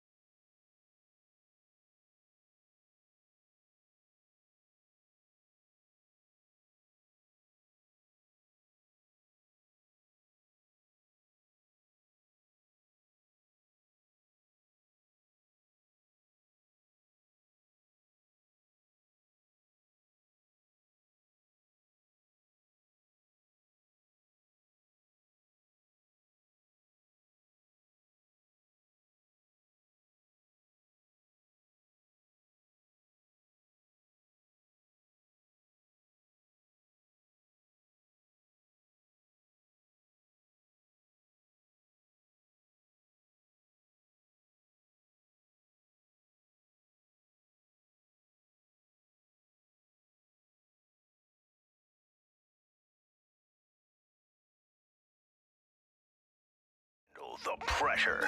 Sharpen your pencils. It's time for the Pop Quiz with KB and Andy. Brought to you by Jiffy Lube, Indiana's favorite oil change since 1985. All right, pop quiz time here on the wake-up call, 239-1070. We'll get to those calls here in just a second. Mark Dykton, I don't know if you've seen it. A change in Green Bay. Joe Barry, their defensive coordinator, has been fired. Oh, breaks my heart. He will not be coming back. Many, I know, Packer fans were worried. It's like, hey, if we win in San Francisco, we're not going to be able to fire our defensive coordinator. So Joe Barry will not be back. Colts play the Packers next year, I believe. Mm-hmm. Yeah, they play the NFC North. Mark, is that in Green Bay? Game, is that in Soldier Field? Or I believe that's here. Yeah. Mm-hmm. Oh, we'll have to get somebody on for that one. You'll have to be on the field. We'll have to hook Mark Dykton up for that those one. Those NFC matchups are always fun. They're once every 8 years, basically. in a specific building there. So I'm trying to think. Lambeau was 2016, so that means this would be. I think Green Bay is here. Now Packers is going to be coming to the crib, as the kids would say. ESPN has already done. Look that up, Mark. I'm looking right now. ESPN's already done a projection that the Packers are in the Super Bowl next year. So, oh God, yeah, get ready. Home games for the Colts in 2024. Obviously, the divisional games: Steelers, Dolphins, Bills, Lions, Bears. Packers is on the road with the Vikings, Broncos, Jets, Patriots, Giants. So Bears and Lions are the AFC North games or the NFC North games. Bears, Lions are the home games in 2024 for the NFC North. It's really an intriguing quarterback slate at home. Yeah. It's a good slate. It's a good slate. Really looking forward. Way better than this past. Those are some fan bases, too, that will bring some ticket sales, for sure. What did you make, before we get to the pop quiz, what did you make of the Terry Rozier trade to Miami? Okay, so I had no idea he was averaging 23 points per game. Yeah, I mean, it's one of those things. And I know Charlotte stinks. It's a bad team. You got to get to 100 points or whatever is a it big is. Number, though. But it is a big number. Rozier's a good player. He's been seen very much as kind of a black hole, kind of a gun. You know, he's not going to pass a lot, so I'm interested, and he goes to the Heat culture, how that's going to work out. He's not a super efficient player, but again, he's been on a bad team. If nothing else, I mean, you're right there in the standings with him if you're the Pacers. It's not good because all they gave up was Lowry, and Kyle Lowry, come on. I mean, Kyle Lowry was done for the most part, so Rozier is an upgrade. McConnell. Say that again? Lowry's T.J. McConnell. Oh, I think I would just rather have T.J. McConnell. Like, Lowry's kind of seen as a little pudgy. Well, I mean, just shape. because his figure looks a little off doesn't mean the guy can't give you something. I mean, they don't look alike, but I think you think they're kinda, games? Okay, I think they're similar players. Lowry's kind of a pest. McConnell's a pest. Okay, I could see that. I would rather have T.J. McConnell now. So far, what we've seen in the East, I find this interesting. The 5, 6, and 7 seeds have already made trades. Moves. Yeah. And notable ones. I mean, Anunoby, Lowry, or Rozier, and, of course, Siakam. Again, right now, just a little bit of a standings look. Obviously, we're probably a month or so away from this becoming a little bit more pressing. But, Andy, the 5 seed, the Knicks, the Pacers are 3 games back of them. The 6 seed is Miami. The Pacers are a half game back of them. And the 6 seed, obviously, is critical because that gets you out of the play-in. The Pacers are the 7 seed. The Magic, the 8 seed. So that means a play-in would occur right now between the Pacers and the Magic. And I think it's worth pointing out, the Magic have already clinched the head-to-head. Oh, it's a bad matchup. Everyone's talked about it. They already have the tiebreaker, if that matters. Now, the Pacers have beaten the Knicks once already this season. They will play February 1st. They will play February 10th. So if we talk about Haliburton and return dates, the first obviously being a little bit more pressing, that's an important one to keep an eye on here. They will decide who wins the head-to-head tiebreaker here before the All-Star break. Yeah, if you made me guess, the Pacers don't catch the Knicks. If you just made me extrapolate the season, what I think happens, but I still think Miami, the load management Miami does with Bam and Jimmy Butler, and then I'm just not as high on Cleveland and Donovan Mitchell. You already have a couple wins, do you not, against them right now, correct? Yeah, they're the 4 now. They have one less win than the 5 in the Knicks, but they played less games, so it's still very jumbled. Again, maybe a month away, perhaps, from really, really focusing on it. But to me, Orlando's a terrible matchup. I mean, all we've been told about is how Siakam changes that. I would imagine he would have to change that. But, I mean, all I've heard is how big, young, and athletic, and multiple Orlando is, that would be a bad matchup. Well, that's all we've heard for 2 games. Bunch of 6'8", 6'9" dudes causing the Pacers fits there. All right, it's time for the pop quiz. Scotty J special here. I'm looking at it right now. The answers don't seem like, Warren Spahn's the first great one's niece easy. who dated Cy Young's stepson here. So I feel like it is doable. Andy Swinney, you want to give us a number? Let's go caller number 2. How does that sound, Mark? Number 2. Jason, good morning, man. How are you? Doing good. How you doing? Good. Hey, you ready Jason, to get a winner? headset issues, so let me plug you in. How are you? Can't complain. Wouldn't do me any good anyways, right? You just need to buy your own headsets. You know that, right? You just need to give in and buy your own headsets, KB. Hate to tell you. Just get the cord just massaged just correctly here. I think I can hear Jason. Uh-oh. I got you, Oh, boy. Jason. You want to share? Did you get it massaged well? Well, easy now. All right. Let's not go down. So enough about Robert Deshaun Kraft. Watson. Maybe it's best that I don't hear Jason's voice here. You want to lead off with number 1 while I try to figure this out? All right, let's go. Question number 1. Let's get a winner here, Jason. It's conference championship weekend in the NFL. The winner of the NFC Championship game is awarded the George Halas Trophy. What does the winner of the AFC Championship game receive? Is it the Pete Rozelle Trophy, the Lamar Hunt Trophy, the Al Davis Trophy, or the Don Shula Trophy? Come on, it's an easy one. The Lamar Hunt Trophy. There we go. Honor the owner of the Chiefs. Now, aren't there some people that they've sent me pictures of, maybe, is that Lamar Hunt's granddaughter? Gracie Hunt? Gracie Hunt. Oh, yeah. Oh, yeah. She's attractive, if you haven't guessed, by my yes. Cleaning up drool by into your the desk right now. into the microphone. Oh, yeah. My partner's foaming at the mouth here. Jason, number 2, the Lions are in the NFC title game for the first time since 91. The Lions have not won an NFL championship since 1957. And they blew out the Browns 59-14 in Detroit. Who did the Lions beat in the 57 Western Conference Championship game to reach that title contest? Did they beat the Chicago Bears, the Green Bay Packers, the Baltimore Colts, or the San Francisco 49ers? I'm going to go with what were the first 2? The Bears or the Packers. They're not the right answers. Oh, okay. Then it's the 49ers, I'm going to say. All right, good start for Jason. Question number 3. The Pacers fell to Denver last night as they've now lost 8 in a row to the Nuggets. Which NBA team owns the longest active losing streak to any single team? Is it the Pacers? Is it the Pistons, the Kings, or the Rockets? I'll say the Pistons. Number 4, Jason, on this day in 82. What year were you born, Jason? 1993. 93 here. I appreciate you tuning in. On this day in 82, the first Super Bowl between the 49ers and the Bengals took place. Where was Super Bowl 16 held? Was it the Orange Bowl in Miami, the Silver Dome in Pontiac, Michigan, Tampa Stadium, or Louisiana Superdome? Well, I'm definitely not old enough for that. No, you're not. What teams were they again? The Bengals and the 49ers, you said? Yeah, Bengals, 49ers, in a nice controlled climate.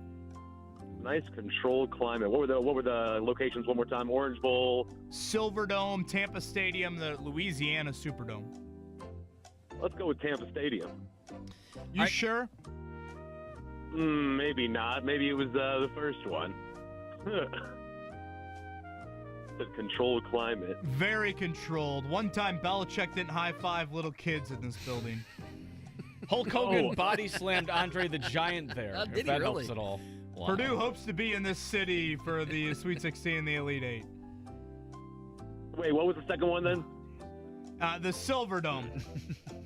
I don't have the Silverdome? Jack with you today. Did he say Silverdome? It sounded like it to me. Silverdome. Good job. Yeah. Good job, Jason. We got 12 minutes before we're off the air. We got to move this along. All right, don't worry. It's a hockey question. You're not going to get this one right anyway. Sorry, this one I didn't see at the start. The Edmonton Oilers won their 14th game in a row last night as they knocked off the Columbus Blue Jackets. Of course, we all knew that. The Oilers are 3 wins away from tying the NHL record for the longest winning streak.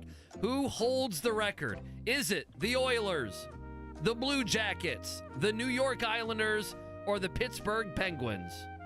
Pittsburgh Penguins. Jason, did you grow up in this market? No. Sounds like you grew up in an NHL market with that answer. Where'd you grow up? Hey, I mean, I grew up in Indianapolis. I mean, like my whole life. My family's from California. My dad's a big Lakers fan, and I mean, I've just been in sports my whole life. So I'm a long-time listener, to be honest, just first-time caller. So Well, appreciate that. Who's if you grew up in Indy, I assume Peyton Manning would rank high on the list of your all-time favorite athlete. Who was maybe in the non-Manning division locally your favorite athlete? Honestly, I love Haliburton. Like what he's doing, like right now, is just a big fan of me. I mean, like Pacers are just, I'm loving it, man. Like I haven't been able to see them have this much fun in a while. So. Just special talent. And again, as I've said all along, and I could be proven wrong at some point, but I think he really checks that box off the floor as well. All right, that was quite the pop quiz there. I'd call that complicated. I call that describing. And Jason did a good job. Pascal Siakam's night. Yeah, he did fine. Gracie Hunt's grandpa, right? Yes. Lamar Hunt trophy. Yes, Lamar Hunt. Yeah. They're the Hunt family. They're the ketchup, right, Scotty? What was that from, Mark? It was you. It's Pittsburgh. That's right, Heinz Field, yeah. Heavy breathing, yeah. I don't know if I like that one. 49ers was correct. Did he say Silverdome? Yeah. We eventually got to the Silverdome. Is that it? Did he miss 3 and 5? Yeah, he missed number 3 and number 5. Number 3, who has the longest active losing streak to a single team, that'd be the Sacramento Kings, have lost 15 straight to the Bucks. Their last win against Milwaukee was February 1st of 2016. Goodness. Saw people were saying yesterday Adrian Griffin got fired because they only beat the Pistons by a few. That was his punishment. People always come out and they're just dumping on Adrian Griffin now, all the things he didn't do. I didn't realize his son was A.J. Griffin for the Hawks. Yeah. The Duke top 10 pick from a couple years ago. All right, we'll do it one final time here. Hey, it's Big Joe for your trusted local independent American Standard.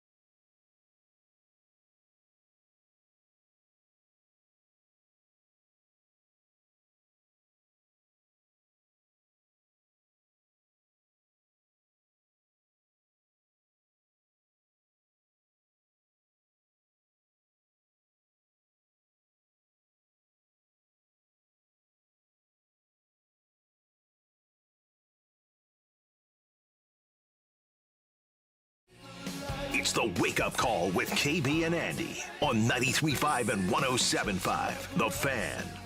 Yeah, final segment reminder loaded today. Going to be a lot of Pacer conversation, I'm sure, on the station. Query and company coming your way at noon. JMV at 3 o'clock. What has Kevin Bowen got cooking today? You're looking at me with your phone in your hand. You got something. Well, you guys are coming over tonight. You said 7 o'clock. Notre Dame, Miami. I got the street taco dip. So that'll be Buff Chick Dip, I believe, is what Andy was saying for him. So I'm looking forward to having you guys over to watch Notre Dame in their green jerseys.